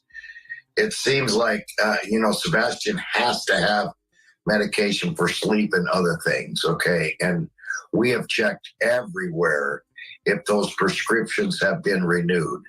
And so far, they have not. So, again, everything is up in the air. You hope, I lost a little girl. Dude, pause it for a minute. Hope that. Yeah. I think, I can't speculate, but, you're like Dog will literally say he's a crybaby. Who? Dog will say he's a crybaby. Like, he's a baby. He's got a heart. We have to be empaths to be able to do what we do. So you got to have a big heart, man. That's what I'm saying. I know he always has his sunglasses on, and I know his face is typically kind of red, but I feel like, yeah. What? It just, the reality. Like Sebastian being here or not being here. Yeah, I know. Like, just a few. I think Dog's trying to really hide his emotions right there, is what I'm saying. Yeah, I was trying to hold back from crying a minute ago. His voice even kind of, I don't know if you can tell it. To me, it just seems like it kind of changed up a little bit.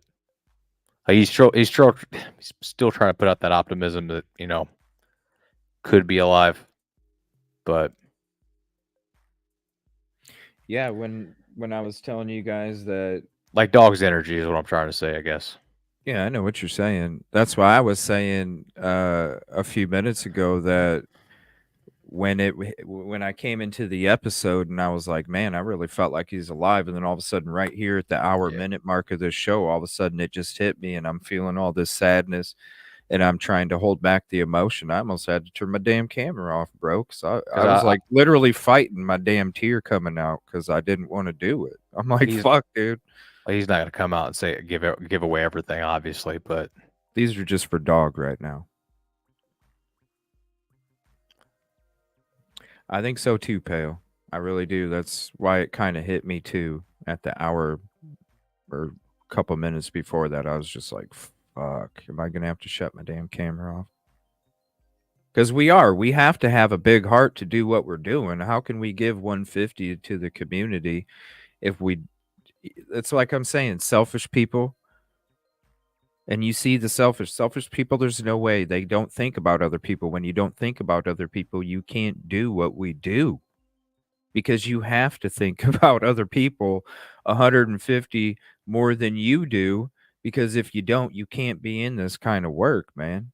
To give up what we give up personally and memory wise and all of these other things that we could be doing, right, with our time. I mean, it's a lot of time we put in, dude. You know this. Oh man, it's Think more than of what all you the other things can that we imagine. could be doing with our time, even positive things, even. Oh, And dude, literally, we're giving that up to try and help communities. Like, it takes a heart of an empath. It really does.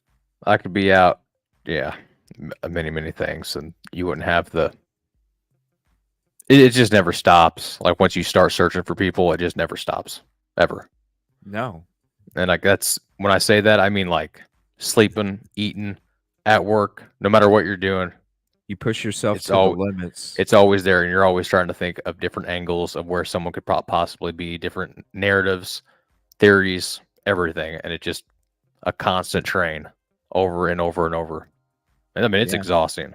I even wake up from having dreams about cases that I'm working on, and I feel like some mornings I'll wake up and I will be depressed as hell all day because I had a dream about one of the cases or something, and because literally our brains are literally wired to continually think nonstop, and it literally floats into our dream process too. And I'm not going to lie to you, some mornings I wake up from dreaming about something, and all of a sudden something else clicked for me just from the fucking dream. I got a notebook somewhere. You can ask my wife about this. Before we even look for Sebastian, I had this, man, I'm not big into like psychics or anything like that, but I had a dream. Woke up and instantly started drawing. I kept trying to like draw what I had dreamt. And I had a dream, it was either like me as that person or someone was running. And then I just remember like you had a playground, you had either like a walkway with a fence across it, but then you had a crossing that went over like a stream. And then it was like surrounded by buildings, but then there was like an opening with like a valley in one direction. And there was someone running through that area, scared as hell. And I have this on a notebook. I have like 5 drawings of it. But that's part of that's your brain not turning off is what I was trying to say. I've always been that way. My brain, it's like the best way I can describe it to people is it's a million tiles on a floor constantly flipping until 2 of them go click, and then they match, and then it drops and the other ones are still flipping. That's the best. And it's not just for one case either. It's literally a whole bunch of cases and stuff you guys don't even see that I'm working on, and it's just constantly that's why I'm saying, like, when it's part of my, it's like a mental, it's the ADHD. It's all of these things that I experienced as a child that was a crutch to me when I didn't understand how to use it. And when I finally understood how to use it, all of a sudden, dude, that's why all these people I come into contact with, like, dude, I don't know how in the fuck you do what you do, bro. It's because I learned how to take that used to cause me issues and get me in trouble and used to, make me do all these negative fucking things, and I learned how to use it, and then I use it for this, and it's something that I'll never stop until the day I'm dead, man. I'm gonna keep doing this. I'm gonna keep doing the same thing, doing what I'm doing, always being there, always trying to help make a difference, be there for the community in any way that I can, as long as people want me there. And this is my profession until the day that I go, because I can't see myself. Who cares about the materialistic things, the stuff that you get inside your soul and the feeling that you get just helping people is worth way more than anything else in this world. And I don't ever want to do another profession ever, because I've never been able to have the inside uh, uh, f- feeling of worth, like real worth, until I started doing this stuff. You can work here and you can work there and you can be getting this promotion and that promotion. But to me, because I was in management for over 20 some years, when it comes to promotions and all this stuff. When it comes to this, I'm telling you, like, it's hard. And it takes a special person to be able to handle and do what we're doing, man. And the effort and the work and the time and the dedication and the times that you're like, shit, I can't go anymore. And you push yourself to limits you didn't even think you could fucking go, bro. And you're like, damn, I could get there. Now I want to see if I can make it to this one. And it may push us into a dangerous spot sometime, because we just want to keep going. We want to keep it going. And I could never be as satisfied in my soul as I am doing this with anything else in my life ever again. And so I know that I'll never do anything else as long as everybody wants me out there. I'll never do anything else ever again, because literally, I don't even care how old I am, dude. I'll be doing this shit from a computer, until I'm gone, if need be, But I'm gonna be out there until I can't.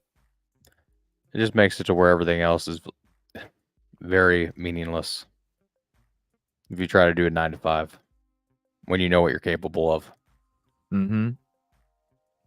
It's just, if you had the time and the resources is the main thing. We can, we can have all this drive, we can have all this dedication and work with what we got. But imagine if you had all that equipment, you know what I mean? The top notch shit, and imagine if I, had the equipment I need. I know what we're capable of when mean? things are falling apart, let alone if we had things that were halfway solid. I mean, we're doing it with rigged up shit, bro. Yeah. And look at what we're doing. It's just sometimes opportunity's a motherfucker, but I don't know. One day, man, I can't see myself doing anything else anymore after this, period. Contribution call out real quick, Susbusters. I want to say thank you so much for the $10 super chat. And I need to heart, and I guess, it won't let me. I guess it already went by too much. I apologize. But thank you very much for the contribution. I appreciate it. And these are for dog. You got some sunglasses next to you, bro? We should wear these for dog while we watch it. I have sunglasses. I would prefer to wear sunglasses, but people get angry. Who cares, man? Let's wear these for dog while we watch this. Oh, it's so much easier on my eyes. I don't know. It's a little different than me. I've never worn sunglasses. Man. I wear sunglasses driving to work at night because of people's headlights. Well, yeah, in my car and stuff like that. Terrible. Oh, yeah, I can't see at night. That's why I have to wear glasses. But no, I'm saying while I'm sitting here at a desk doing a show. Yeah, I'm always wearing these babies out on location. But it's kind of, I'm not used to it being so dark though. Oh it's man, I got the room blacked out. Do you? Oh yeah, I can't do the lights. It's too much. I have to have it just for my my green screen to show up, because nobody wants to see my background of a wall. I used to have like my guitar and all sorts of shit in the background, but I was like, let me just get some green screens. I think that'll be better. That's why I finally chose a wall and hung up my American flag, because I used to have try to stage it, and then I would have an Allen wrench sitting over there or something sitting over here. I'm like, that doesn't look right. That way it's all the same. And my computer's not strong enough to do the green screen. I look funky. Oh yeah, I know, dude. Well, it's the lighting that makes a huge difference because I thought the same thing. But then when I got these little lights off Amazon for like $30 or something, and the little LED things, because it used to bog it down really bad. Yep. Yeah, yeah. All right, so we'll get to this. We're about 10 minutes into the 20-minute interview here. We'll back it up just a skosh. If you want the best clarity version, I'll drop that link for you in chat. And thank you all for being here. Appreciate it. And thank you all for your support too. It means a lot to us.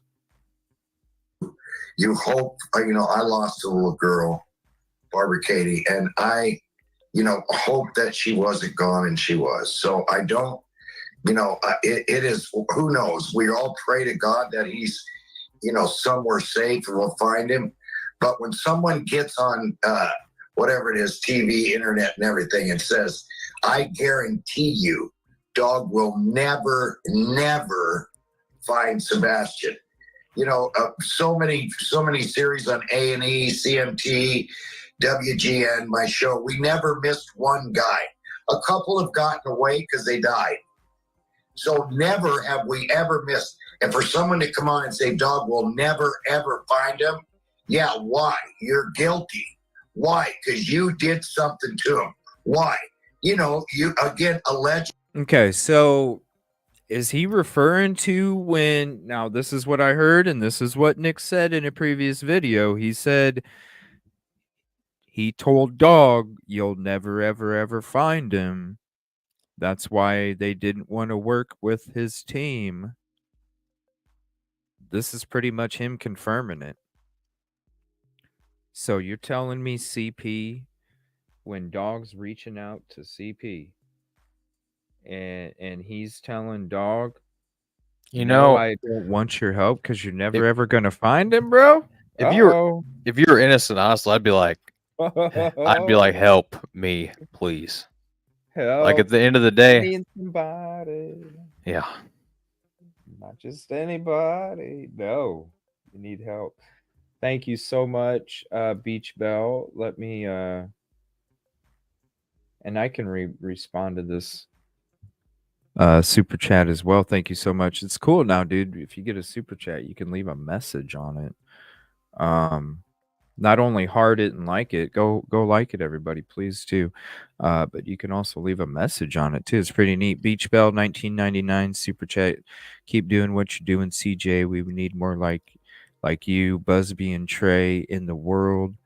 Appreciate you so much. Thank you so much, Beach Bell. Came from the Micah Miller community. And we're still doing work for her too. Thank you so much, Beach Bell. Thank you for your support and your kind words. It means everything. So that wasn't a bunch of BS either. So Nick is basically like, look, dude, you're gonna sit there and say no to working with Dog when we're trying to find your son, and you're gonna say no because we're never ever ever ever gonna find him. How would you know?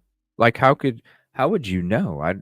Unless, you know what I mean? How would you, unless you why know. would you say it? Why would you say it? Why would you want to think it? And why would you be so stern about it? Okay, man. Because the heat is on. Glenn Fry said it. The heat is on. Dang. No, I just thought it was crap being spewed. Yeah, initially. Oh boy. Other than it, listen, I'm still pissed off about that military comment from Hong. Oh, the military comment still pisses me off, man. It was very disrespectful, but now going back and in a sense, though, he wasn't trying. I don't think he was trying to frickin' put everybody under a category like we thought. I think he was just saying certain people have certain issues, and there's a pattern. Well, oh shoot, Hong. Okay, so I'm not agreeing. And you guys saw my video. I'm pissed off about Hong, about the military stuff. But what I was trying to say is that if you go back and look at everything else that he was saying besides the military shit, and with what Dog's saying, I mean, that stuff makes sense too. I don't, the military shit pissed me off. You're wrong for saying it. You should apologize because it's fucked up.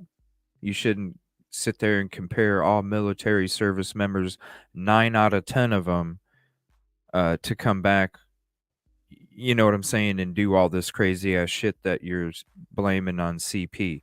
Because you basically use the military shit to paint out a picture that CP is doing this stuff, and that's fine. But when you say 9 out of 10, bro, you're saying 90% of our military is a bunch of alcoholic wife beat. You know what I'm saying? Like, that's what you're saying. 90% of them are going to be abusive partners who have substance issues. I mean, come on now, that's not cool. But with everything else that he was putting out there, that it's no wonder he did say it in a negative way, Miriam. And it wasn't that's what I'm saying, because there was military people that reached out to me and thanked me for saying it, and they were saying I didn't even know that I didn't even catch it, and I was like, yeah, we caught that shit I quick. was like, I didn't even catch it until the middle of the video. And then if you really go back and listen to it, you know, if anybody goes back and listens to that video right now and look for all the military references that he slips in, it's from the very beginning all the way to the end. Like, it's there. And they were like, holy shit, because they each asked me, did he really say these things? And I said, look, I made a video about it. You can see the video. I encourage each one of you to go watch the video yourselves so you can hear everything without my words, without my commentary. You can hear it for them yourselves. And every single one of them said, holy fucking shit, dude. Thank you for supporting. And I said, no doubt. Thank you for your service. So yeah, that right there, Hong, you got to apologize, bro. That's fucked up that you did that. But when we were all listening to what he was saying, I wasn't even really hearing the other shit he was saying because I was too focused on being pissed off. But I went back and I rewatched that episode and I was like, oh, damn. He's basically just telling you what they can't up here on panel because they have to approach it in a certain way. And they can basically say, hey, cameraman. Because I bet you Nick was going to say what Hong was saying, but Nick had to have the piece of tape over his mouth.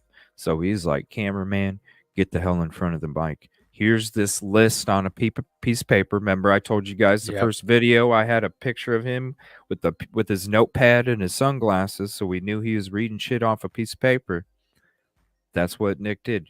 You better make sure you mention this shit, bro. They're already and then we also heard a few days ago in the background that a couple people took off from the neighborhood where he went missing, if you see what I'm saying.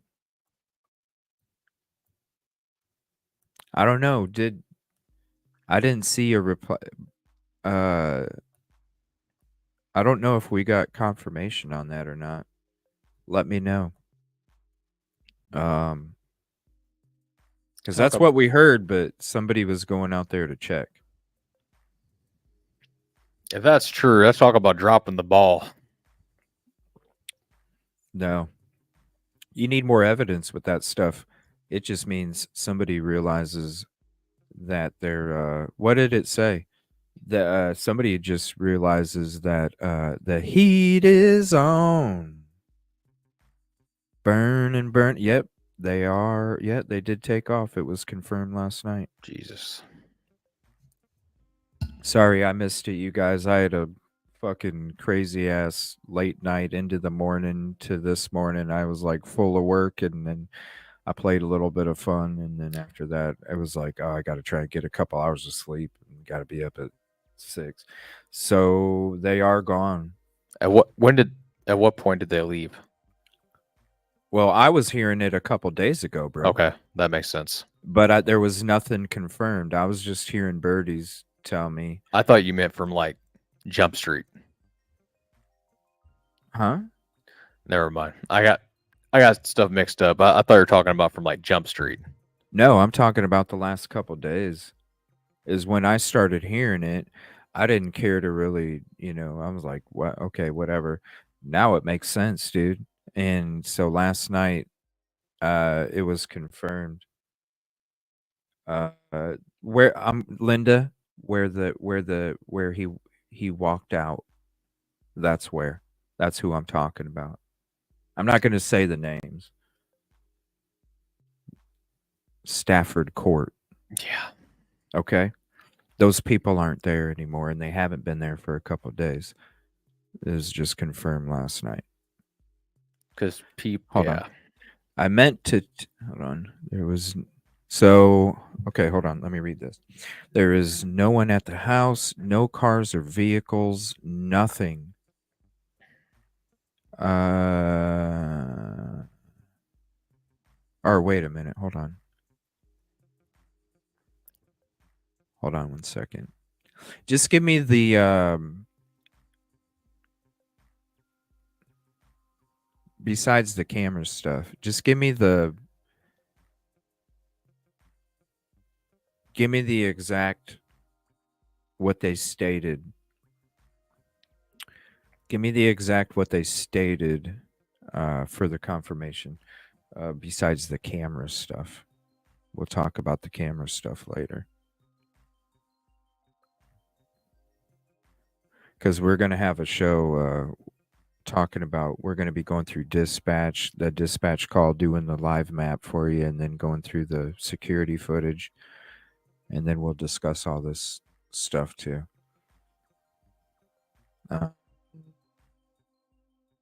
Okay, he says, hold on.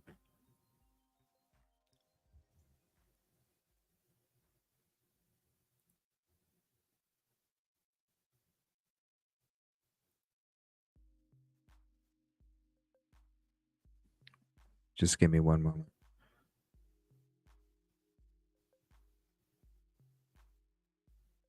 Yeah, I had heard it from some birdies a couple days ago, a few days ago. But I was like, I'm not gonna report that because it doesn't effing matter. You know what I mean? Because I'm like, they've gone and taken off to the RV camp plenty of times. Yeah. It's not new news to me. You know what I'm saying? So I didn't care to report it, and I couldn't get it confirmed for sure.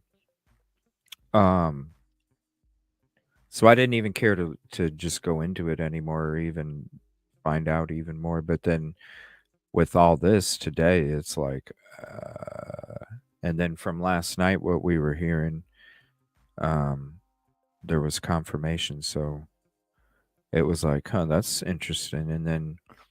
And then like all this stuff this morning and breaking this down and how it's making sense. There's no one at the house, no cars, no vehicles, nothing. That's what, okay, I'm sorry. I thought that was part of the security stuff. So that is current, and what I said in the beginning is current. There is no one at their house, no cars, no vehicles, nothing.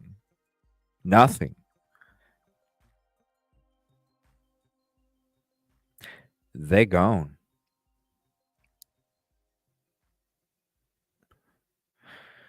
Oh boy. And then Nick said he's gonna, as of 8 p.m. last night. Well, if it was 8 p.m., they would typically probably be there. If they, it's not like it was 1 o'clock in the afternoon where they could have been, out to eat or, I mean, hell, they could have been anywhere. But do me a favor, can you get confirmation again, the same activity this evening? I'm just curious if we'll have just one more confirmation this evening, that it's the same, or is there a vehicle there? I'm just curious. I'm wondering because if it's another night in a row that it's no cars, no vehicles, nothing, then that tells me right there that they really did dip and they're just not out to eat until 8:45 at a restaurant or something. I'd be curious to know that. Thank you. I appreciate that. And thank you, angels and demons. All right. We'll get to the rest of this interview here. 11 minutes in. Again, I'll drop the link if you want the best clarity version. We premiered it this morning. Shout out to Bree Dog for giving me the heads up and the info about it. Appreciate it very much. Just like always, we were able to have it for you first. Thank you all for hanging out with us today. Allegedly is soon to become, with the jury of their peers, a conviction. And so I'm maybe more after that. Well, Linda, this is the thing. Wouldn't it be a really interesting time for a vacation? Yeah, just whenever it's getting deep. Whenever it's getting deep, it's like, you know what? I think it's a good idea to get out of here for a minute. Yeah, Cabo, Yeah. right? Yeah, It's like, Mexico. I'm not sticking around for, in the door. Or one of the countries that doesn't have the extradition law. Oh, there's ways around that. They're not. Are they considered flight risks right now? No. It's no. So they could bounce, bro. Well, there's ways to pick people up in other countries and bring them back. There was it's happened before. If the countries that work with them allow it, but if they don't have an extradition, they can't do shit, bro. Know what I meant? They can't do shit. Well, no, there's ways around that because there's been instances where people just happen to pop back up on their own back in the United States, but they may or may not have been. Yeah. Yeah, but you're talking high level. I don't think they're high level on that level where they're going to have some special ops group go in and kidnap them and make them pop up in Miami. Well, it's not even, that's kind of what I was getting at. But I know, but they're not. If you're in another country, it's not Escobar, man. Depending on how the laws are, you don't have to worry about what took place in that country as long as you make it back to the United States, is what I'm trying to say. Yeah, like there's ways to circumvent the system. There's a missing kid, and I can't remember the case because I don't even think that we cover it, but I've been doing a little stuff and it was a long time ago and I'm trying to think, but the mom actually hopped on a flight and bounced and they can't get her back. Can anybody in chat drop, because it just happened literally. It was like a couple months ago. She ended up getting on a flight, posted a picture on Facebook. Next thing you know, she's gone to a country where they can't extradite her. I just meant like it's Dog and Nick. I'm sure they got an airplane. As private citizens, you could take a vacation somewhere and bring someone back with you. That's all I'm saying. If you got your own plane. Hey, kidnappings, date art, rugs, hey, it's all on the table. Well, I don't really think it's that bad of a thing. I'm not saying it. I just don't think it would be bad if it did happen. Like if something like that were to happen. No, it would. Yeah, because if somebody's bouncing, justice, get their ass back. But they're not Escobar, man. I bet you. I would hate to see it. I would like to know where they went. I would like to know, did they bounce on a flight to a country with no extradition? Dog 72, right? 71. I feel like you hit an age where like. Anyway, I just think it would happen. I think they'd be, no matter what happens, if something like that were to take place, people are going to make their way back into the United States one way or another. I don't know. I can't speak for people, but well, here's the thing. That's what I was thinking of, Linda. Okay. Madalena Kojikari. Oh, it's on the dude, FBI's. her mom hopped on a fucking flight, bro, and went and flew to a damn country with no extradition. What country?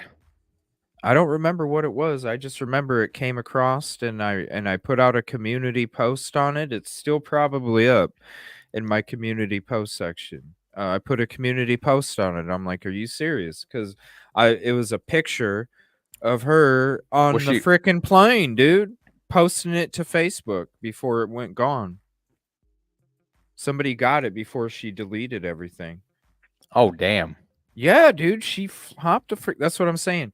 And they're not going to have like SEAL Team 6 go get her like she's Osama, bro. It's unfortunately, I mean, I wish we could. Commercial Zone, thank you so much for hopping in. Appreciate you. Definitely go check out her channel. Telling you, dude, like and there's nothing that they can do. Now, remember when I said I had this weird feeling about Oklahoma a couple months ago? Yes. What if that's where they went, is to Oklahoma? Bro, you got my brain going a million mile an hour. Now I got to look at the Cal Topo map. Because there is something. Because it was weird, dude. A couple weeks, I'm like, man, I got this, strong sense about Oklahoma. And then all of a sudden, Nick, was it last night or the night before, comes out with Oklahoma in his post. And I was like, what? Yeah, it was two nights ago. He talked about Oklahoma, and I'm like, oh, shit, this is wild. This thing never wants to load. There's so much information. Yeah, go ahead and let it load up. We'll check out a couple more minutes here, and then let me know. But I don't know. It's weird, man. Remember when I was talking about, I was like, why is this track over here? Like, why would that be there? What track? State? This thing's slower than mud. Well, not that kind of mud, but slower than certain mud. Remember on the map, I was like, I zoomed out for some weird reason. I'm like, why is there a track over here? I was like, that makes no sense. Unless it was like a... Where at, though, are you talking? I don't remember what state. Like, I'm talking way out west. You don't remember showing you guys that? I'm like, what is with this? A track? Like a dog track. Someone had their Cal Topo app on, and they tracked a trail. Let me look it up. It's driving me nuts. Yeah. Yeah. Yeah. I don't know. If you can, I'll show you how to screen share when you pull it up. Let me know. And then I don't even know if I can show this map. All right. I'm going to play this a little more while that loads then. We're about 11 minutes in. I'll drop the link for you guys so you guys can have the best quality version of it. We did it as a premiere this morning. Than I am anything else. We've got to find out who was involved in Sebastian's disappearance. Preach, Doug, preach. And we are so sorry for the loss of your beautiful daughter, Barbara Katie.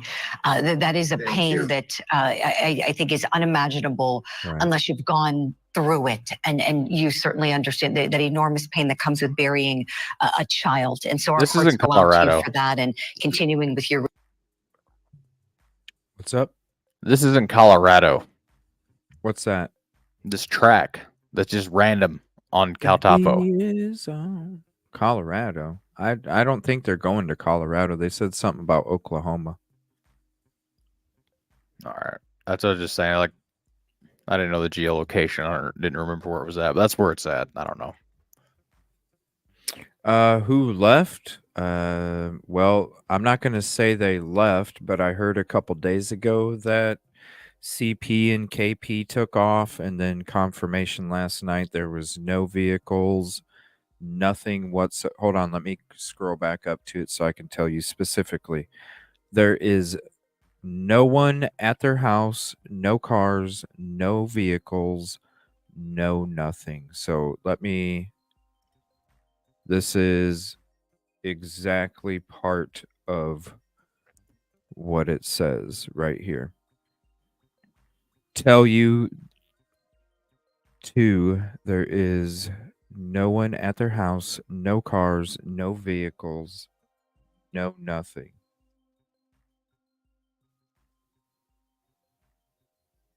CPKP. I'm seeing if we can get confirmation tonight that it's the same kind of scenario. And if it's the same kind of scenario, where in the fuck did they go? Did they go to Oklahoma? Did they go to Alaska? Did they go to Canada? Did they go to Mexico? Are they planning? Like, what's up? Because not to be they're weird. they're not being held back for any reason, right? So they can fly anywhere they want to. Think about it. Go ahead, bro. Nah, ain't worth it. I'm gonna say it on YouTube. People will say something and twist it. Yeah, let's see. They would stick out in Mexico. Why? It's still a vacation destination. Well, depending on where they go. And the Mexican, like down in Mexico, they probably don't even watch this shit. So they probably don't even know who they are, man. They're gonna blend in with any other American tourists. Bro, those. Oh, man. And think about it like this too. They're gonna blend in even better because you're gonna have a hat, different kind of shirt. You're gonna like sunglasses. You're gonna be, I can't say what I want to say. They sticking out. I don't know, man. I don't know if they're sticking out in Mexico. I don't think anybody watches this. I don't think they know about Sebastian Rogers in Mexico, to be honest. They might, a couple people maybe. Well, if they go to but I doubt a destination where Americans would be, I feel like you'd spot them. I don't know. I mean, maybe if there's like some true crime addicts that are in Mexico at the same time looking at their Twitter and catching up on the case or, being involved in the case and they happen to run across them or something. But I couldn't see. That'd be a bad move on their part. What, Mexico? It'd be a good move if that's what they were trying to do. Well, that would only help. Because that would be a place where I mean, look at the border, people.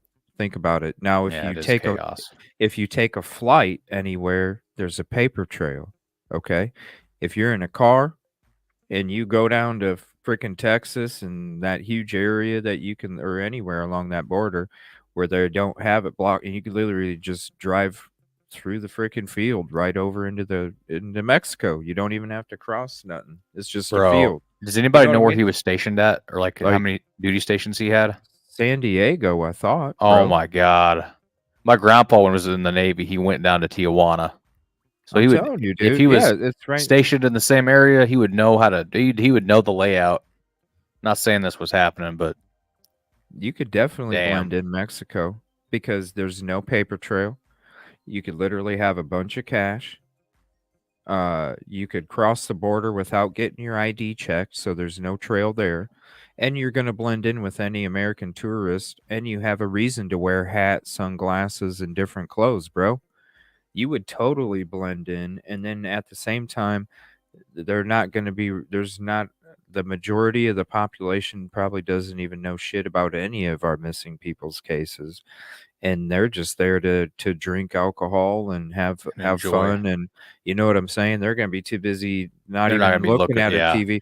So with the availability that they have, they could literally slip out of the country and nobody would even know where the F they're at unless they're being followed, because there is not going to be a paper trail after they cross that border or even before. Now, if they fly to another country, you know what country they're going to. You know where they're at. But with crossing that border, no, man. That border's so relaxed. We all know that. That's why the country's having the problems they're having when it comes to all this stuff. And so you could literally, nobody even knows, man. Nobody even knows. He could grow a big ass beard and she could cut her hair short. And people would be like, I had no idea we lived next to him. We thought it was Jim and Nancy. It's possible to alter flight. Well, I mean, dude, you're talking the FBI and shit too. They'll figure that shit out quick. I'm saying that's just too much of a risk. Simple. What you said is simple. Right. Simple, easy, effective, and quick. You could do it. When you don't have any restrictions on your travel, Shit. And the way that the border is right now in the country, it's a fucking win-win. 2 + 2 = fucking 5 because you got a bonus. You got a bonus because you're like, fuck, this is like the best time ever to do this, to cross the border and slip away. You know? Yeah.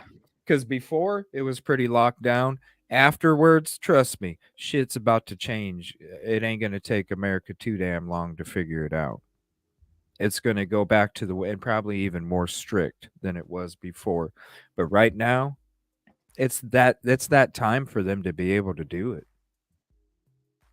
And I hope they're being followed. If they really did commit this and they really are doing this, I hope they're being followed from investigators. Plus, they got what, 24 down there? I don't know. I could have swore someone said 20-something people.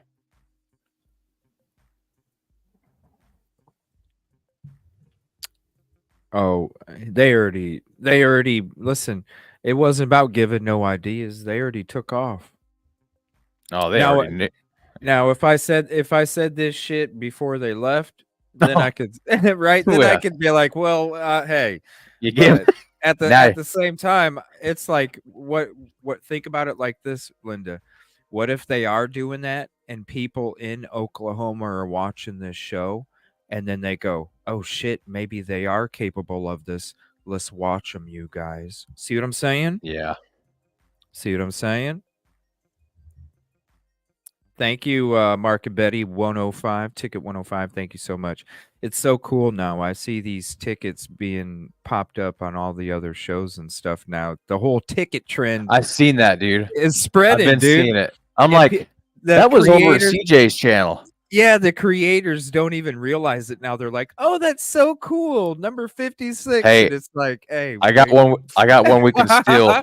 I got one we can steal because the dude don't do YouTube anymore."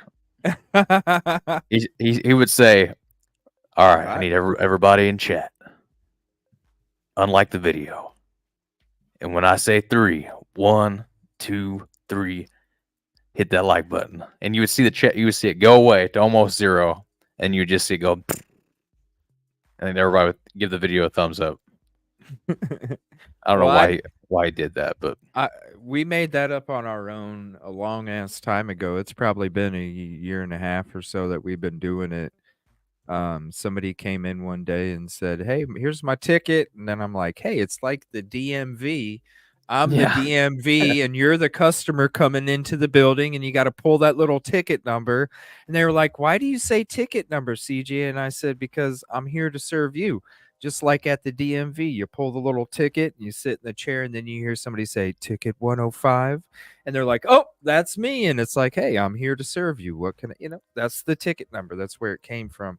It's just cool to see it kind of spreading out there in the community now, and these people don't even realize they don't even know what it means or where it even came from. And it's funny. The best part is when I see it on the channels, they say bad things.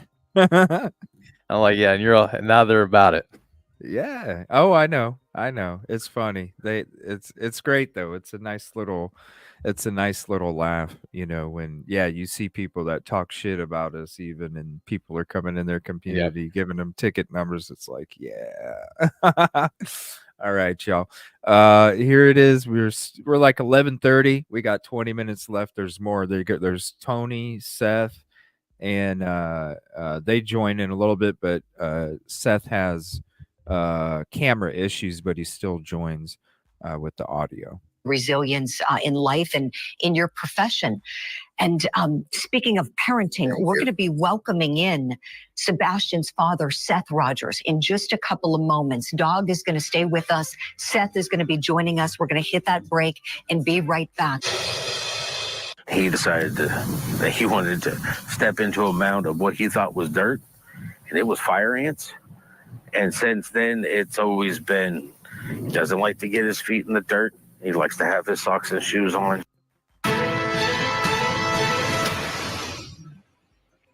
Welcome back to Opening Statements. I'm Julie Grant. We're talking about what, if anything, can tip the scales of justice when it comes to finding missing teen Sebastian Rogers. Will somebody come forward with some new information? Will Dog the Bounty Hunter and his crew find some important clues? Still with me, Dwayne Chapman, aka Dog the Bounty Hunter, want to welcome in also Seth Rogers' attorney, Tony Mathis, and we're working on getting Seth Rogers reconnected. Full disclosure, my friends, this is the world of live TV. We had Seth with us. Huh? Anybody needs legal counsel, you get Tony. Well, he probably was like, "Oh, nice! I know. The first thing when I heard that, I was like, I thought it was like a secret or something. No, she just I mean, let's be honest, people. These court TV people have interns doing their work. They just get it handed to them, and then next thing you know, they're reporting on it. How many times has Vinny fucked up facts in the case? Oh, yeah. You know what I mean? And he's sitting there snapping at his think tank panel the other day. I made a little video about that. The video section I dropped where he just totally snaps on his whole panel because nobody agreed with his ass. That shit was so funny. He just straight up snapped. So these people, they have interns. They hand them, here, say this, report this, and then they're like, "Oh, really? Oh, I didn't know. I apologize." It's like, that's why when you watch us here, you don't get none of that. We do have a great team. We have a great team in the background. Yeah, I can't imagine someone had me and then me going, dude, what? A script to read, and then I read it off, and then I'm like, I can't believe. Well, it's funny because some other content creators that I'm friends with are like, I don't know how you can sit there and do 3 or 4 hour shows and not have a script, CJ. I'm like, bro, it's all on the fly, man. That's how I do all my shit. That's why I don't even watch shit. Well, like when you're passionate about something and you start talking about it and you're stating, I can't say, anyway, when you get into it, I mean, you could go on for 6 hours. Like, I don't really see how, maybe some notes or something, I guess, but.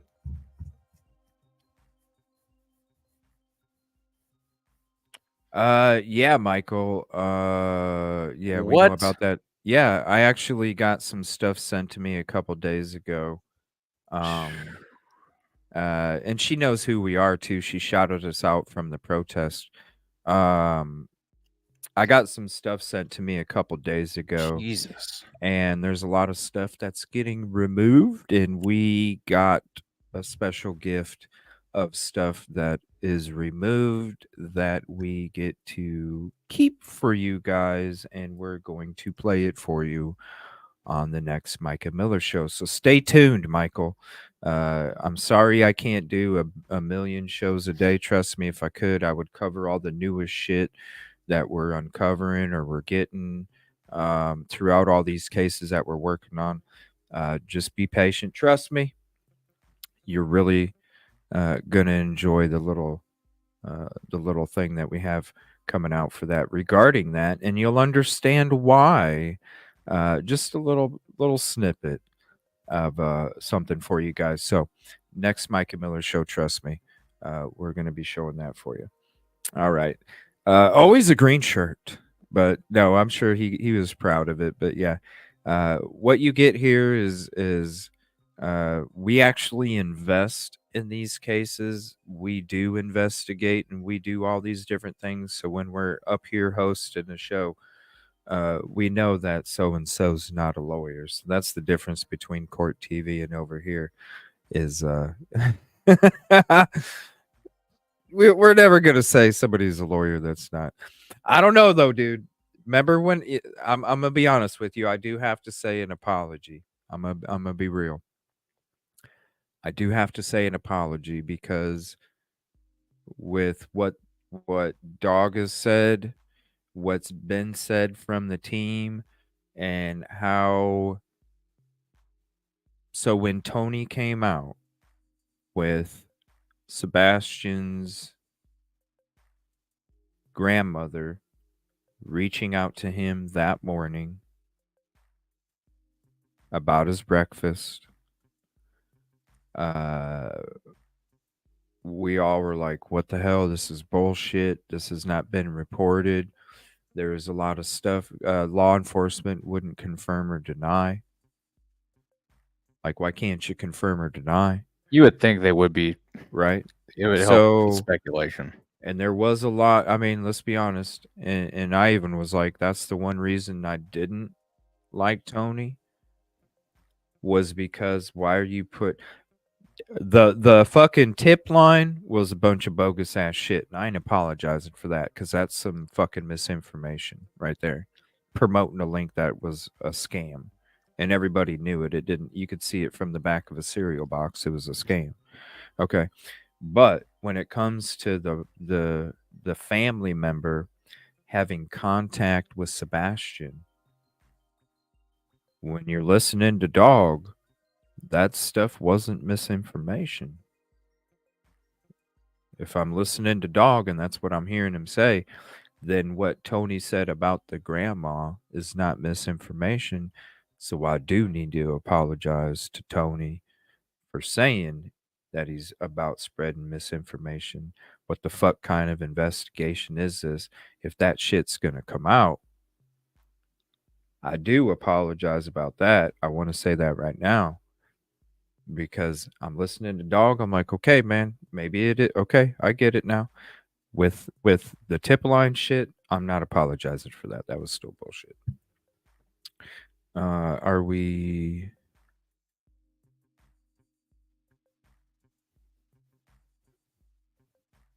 I'm not sure. I'll have to check. All right, we'll get back to this. Tony's joining, and then Seth here. A moment ago, and his signal dropped out, so we're going to be welcoming Seth in as soon as we can. Doug, let's kind of pick up where we left off in the last segment. You and your attorney, Bruce Castor, were sharing how with the tip line, there are also some death threats that are coming in. And so we wanted to kind of clarify that, please. Are they coming in on the tip line, or are these death threats coming in other forms? You know, really, I don't know. I mean, that's one thing my whole career people have threatened to kill and destroy and this, and I'm a this and I'm a that. So I really don't pay any attention to that unless they're within 100 yards. And then my wife, Francie, she's a dead shot. So, you know, really, we don't care. Everywhere she goes, she packs a real gun everywhere. We're in Florida. We go to different states. That's a pistol packing mama. So, and there's more than 9 shots in her gun. So we don't worry about that, you know, because God, I'm on a mission from God. And if someone takes me out, then the next breath I have will be in the arms of Jesus. So come on with it, you know. You're unafraid. I love it. Unafraid, and such a man of faith. That's really admirable, Doug. Tony Mathis, let me talk to you, please. As we're working to get your client, Seth, Roger, Sebastian's father, all ready to join us, what do you think is important for everyone to know at this point in the search for Sebastian, Tony? Julie, first off, let me correct you. I am his spokesperson. I'm certainly not an attorney. Oh, we got some wrong information. I'm sorry. Thank you for that correction. Dog, I hope you're doing okay today, brother. Yes, sir, brother. Yeehaw. We think that what's important right now is we're finally starting to get an enormous amount of horsepower in this case. When Dog and Nick came in, they came in with a team of social media people, a team of investigators, a team of a legal team, and the case literally went nationwide overnight. So we're kind of getting reorganized, we're getting refocused, we're trying to get the people that want to be involved in this case refocused, where we've got one goal and one mission.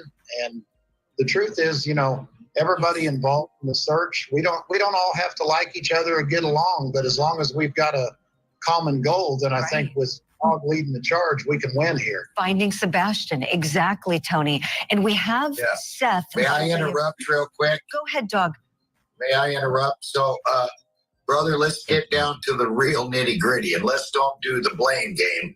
But who do you guys think was responsible for Sebastian's disappearance? Everybody was blaming it on his father in the beginning. Everybody thought he wasn't at work. He wasn't a real sheriff. No. And all that. I don't remember that part, man. No, that's not true, because why would I go to fucking Memphis in my first week there? In April, why would I, in the beginning of April, why would I go to Memphis if I was so headstrong? That's, in fact, this whole time I've said, I don't think Seth did anything, and I don't even think he wasn't at work.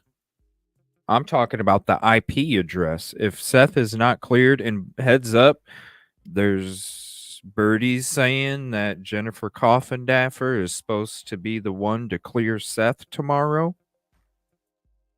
Okay? But the thing that I said was the reason that they ain't clearing Seth, or the only reason that Seth would have any kind of implication or association with any kind of charges or whatever that might come along that they can't clear him, is because of his IP address being used as part of the access for the abduction, right? It's your internet, bro. It's your IP address. There wasn't the proper precautions to make sure that your child couldn't gain access to where he could be, abducted from a predator or something like that. The IP address is what I was talking about.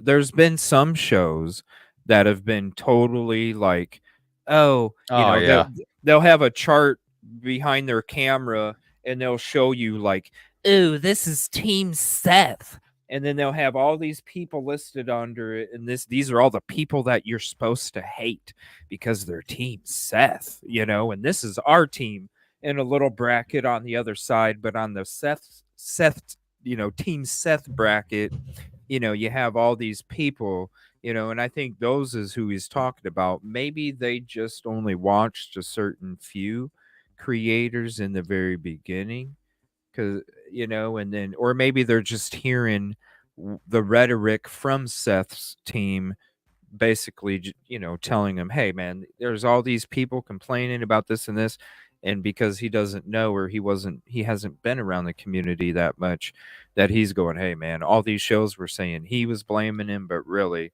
it's just from what he was being told. Because there's a lot of shows that, just like us, we were not either side.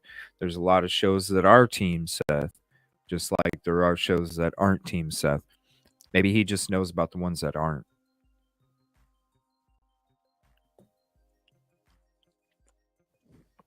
But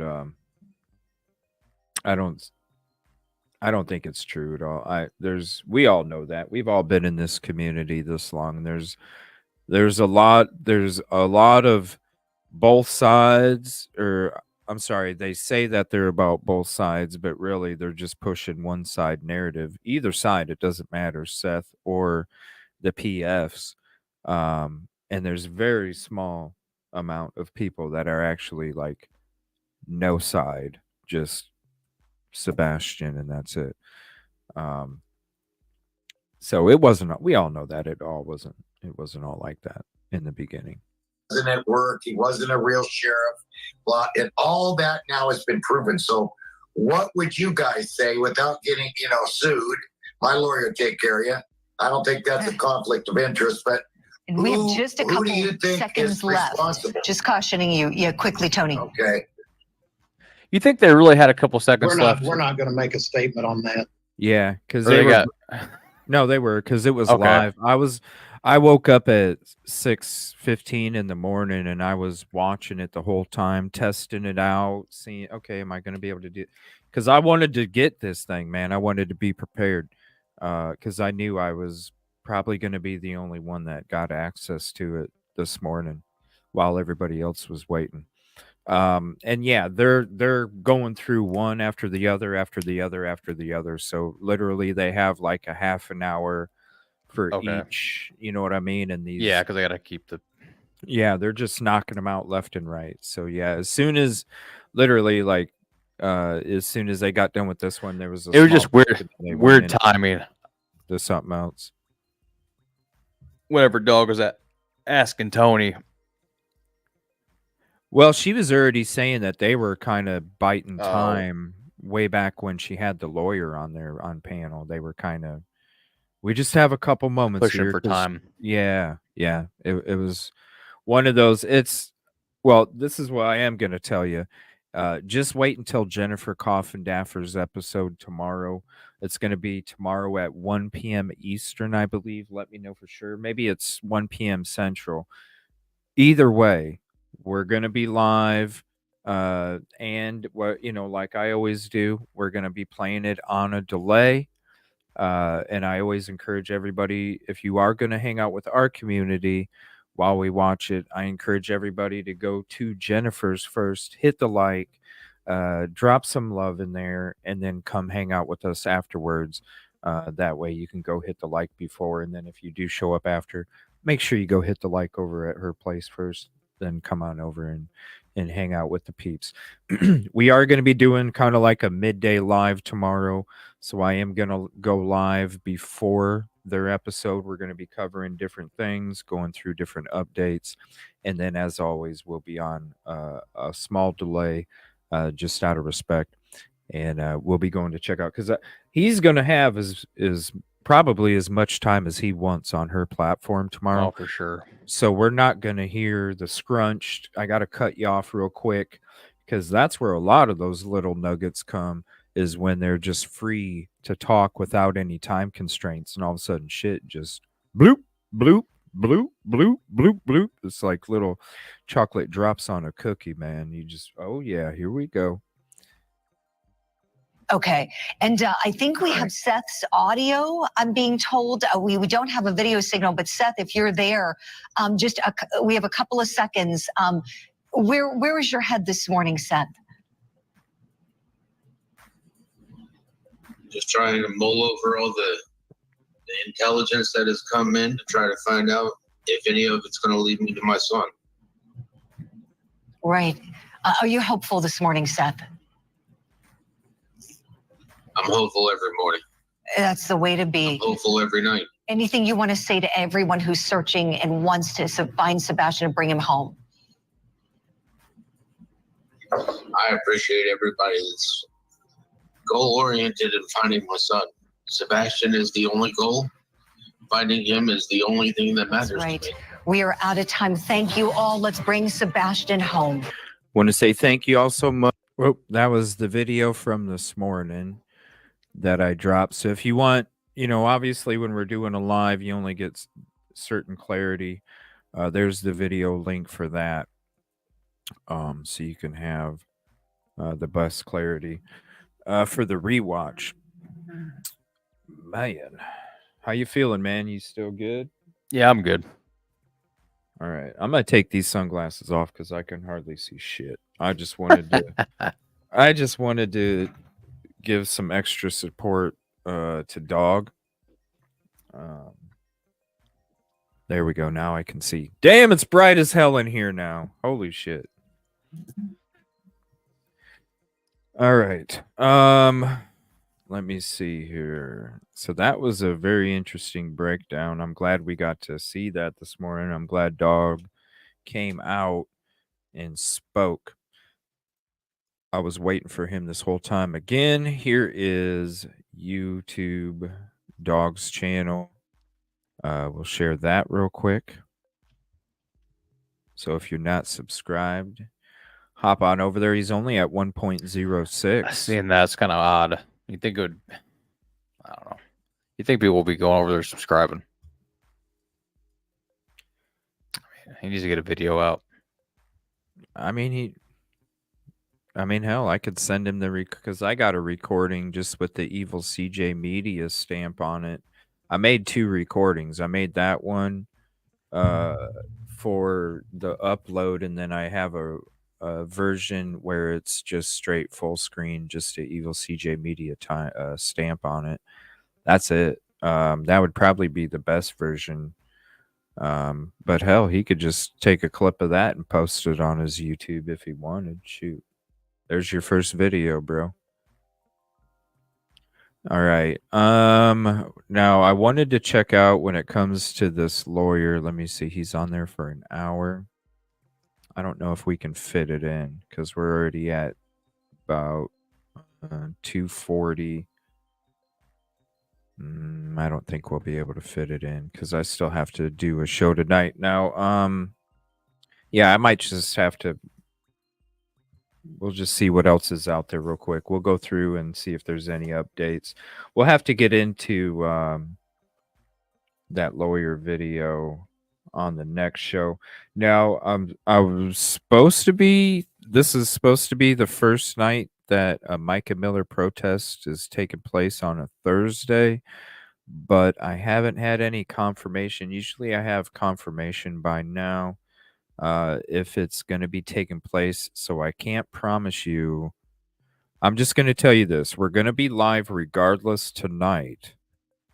But if they're not doing the Micah protest, because we'll be doing Micah Miller stuff this weekend, I'll probably do either Idaho 4 or do a Sebastian show tonight. I'm not sure yet. I just have to wait to see about this protest. But tomorrow we're definitely doing a Sebastian show. And then we'll be back tomorrow night as well. We're going to be here Friday night.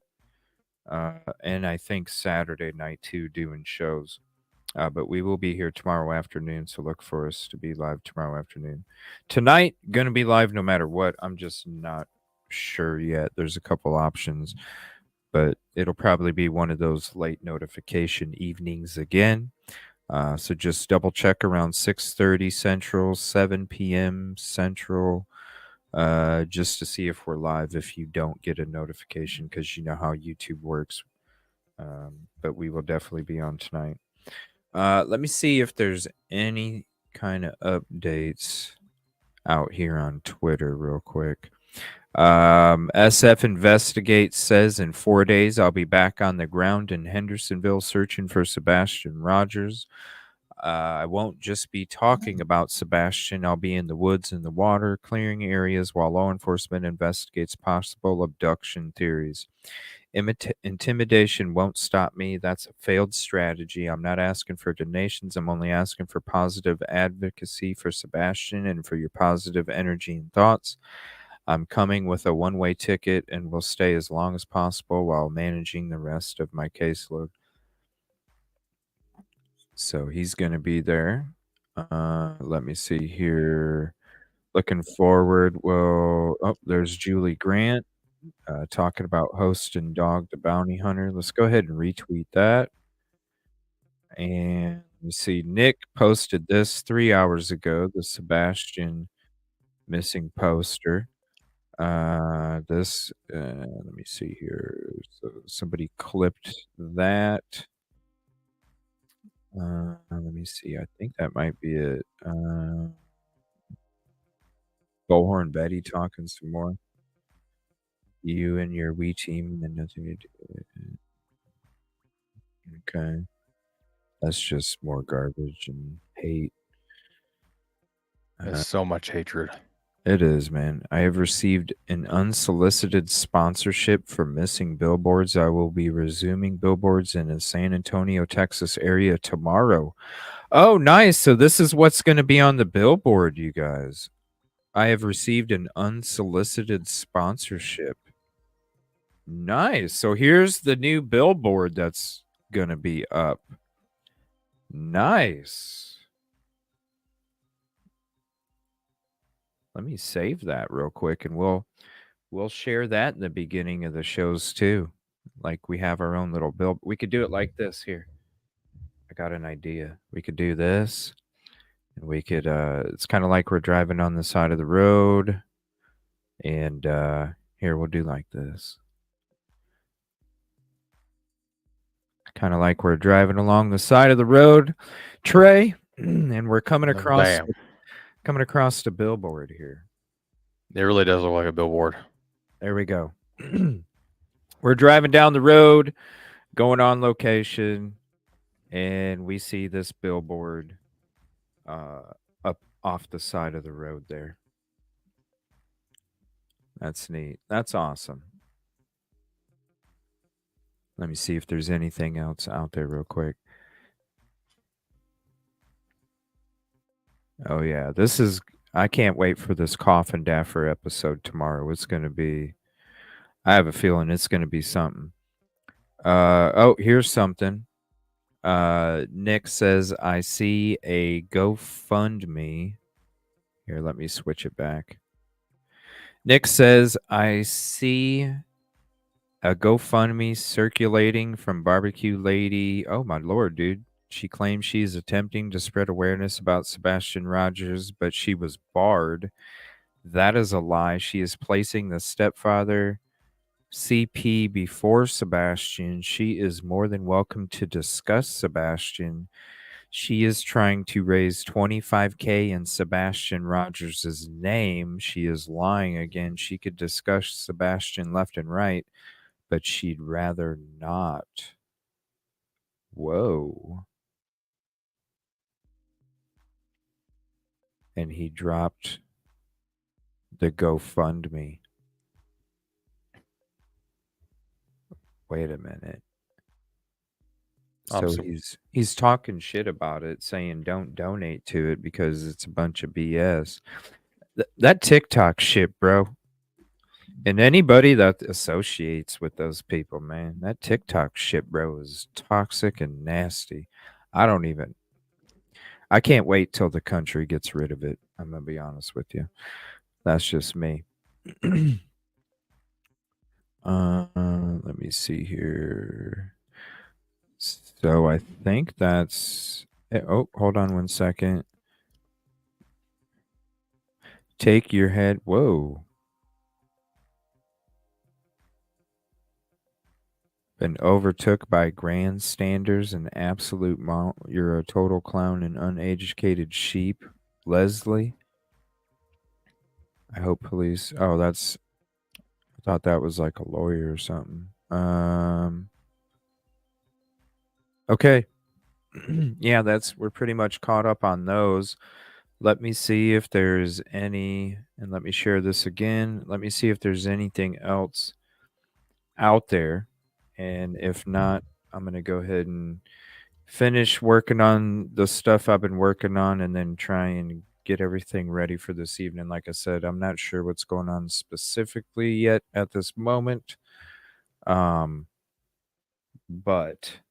we will be live this evening for sure. Let me just take a look here real quick. And I believe that's it, honestly. And we'll check those other out. If we end up doing a Sebastian show, we'll go ahead and go over it. We'll go over it tonight. But we might be doing Idaho 4 too, just in case, because I was gonna have some guests on with Idaho 4, but we had priority with the protest. And I'm going to reach out to these people. If I don't get anything from the protest, then I'm going to reach out to the other people, see if they're still available. If they're not available, then so it's going to be up to the last minute of trying to, but we will be live. I'm not seeing anything. Is there anything out there, Angels and Damon? Is there anything out there? I'm not seeing nothing. I think we pretty much covered it.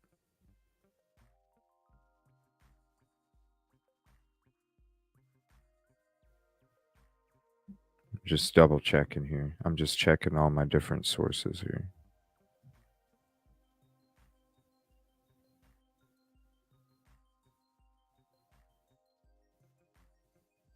Okay, I'm just making sure. I don't see nothing, but I don't want to say there's nothing and then all of a sudden it's like, oh shit, I didn't check this.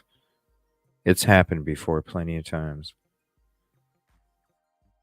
And then we have to wait till the next show. All right. I don't think I'm seeing anything. I don't think so. And I'm not seeing anything in there. All right. One more time. I'm going to drop this for you guys. When it comes to these hate channels and these channels that just sit there and have this community of toxicity and they just swim in it and continue to promote it and Be about it. Make your fucking opinion videos after Sebastian's found. Do some real work and push to try and find Sebastian instead of making all these damn opinion videos, because those ain't helping anybody get anywhere closer to finding Sebastian. And that work that you're doing, or whatever you're calling is work, is not work. Anybody can sit behind a camera and a microphone and bitch about somebody else. That ain't nothing. Work is when you're actually going through papers and notes and contacts and returns and all this other stuff. That's real work. So if you can't do that, because I'm not expecting everybody to be able to do it, but if you can't do it, at least talk about it in a positive manner and help bring people together instead of trying to tear people apart because you woke up and didn't have sugar in your fucking coffee. It's gross. You need to stop. Anything you want to say, buddy, before we hop off? Thank you for hanging out too, man. You're good, man. Work, didn't you? Yeah, I got off work this morning. I finally got a reply back from who I was waiting on to reply back to me. Oh yeah. Don't really have anything too much to add. A lot of stuff. I can't wait. If a you're lot. not busy tomorrow, dude, we'll be having a midday show. Probably, I'm gonna guess, probably at noon Central is when we'll probably be live tomorrow. Maybe 11:30 in the morning. So, if you feel like hopping on for that episode where we cover Jennifer Coffindoffer and Dog. I have a feeling there's going to be a lot of interesting shit said tomorrow, way more than today for sure. I'd say they're going to reveal a lot more. Yeah, whether they mean to or not. Mm-hmm. And we'll pick up those crumbs because we ain't going to miss them. Hell, we didn't miss the crumbs that happened 5-6 months ago today. So a lot of interesting stuff, interesting breakdown today too, man. I'm glad we got to be able to do it. Thanks for hopping in. Appreciate you. You're welcome, Matt. Thanks for having me on. I'll be here.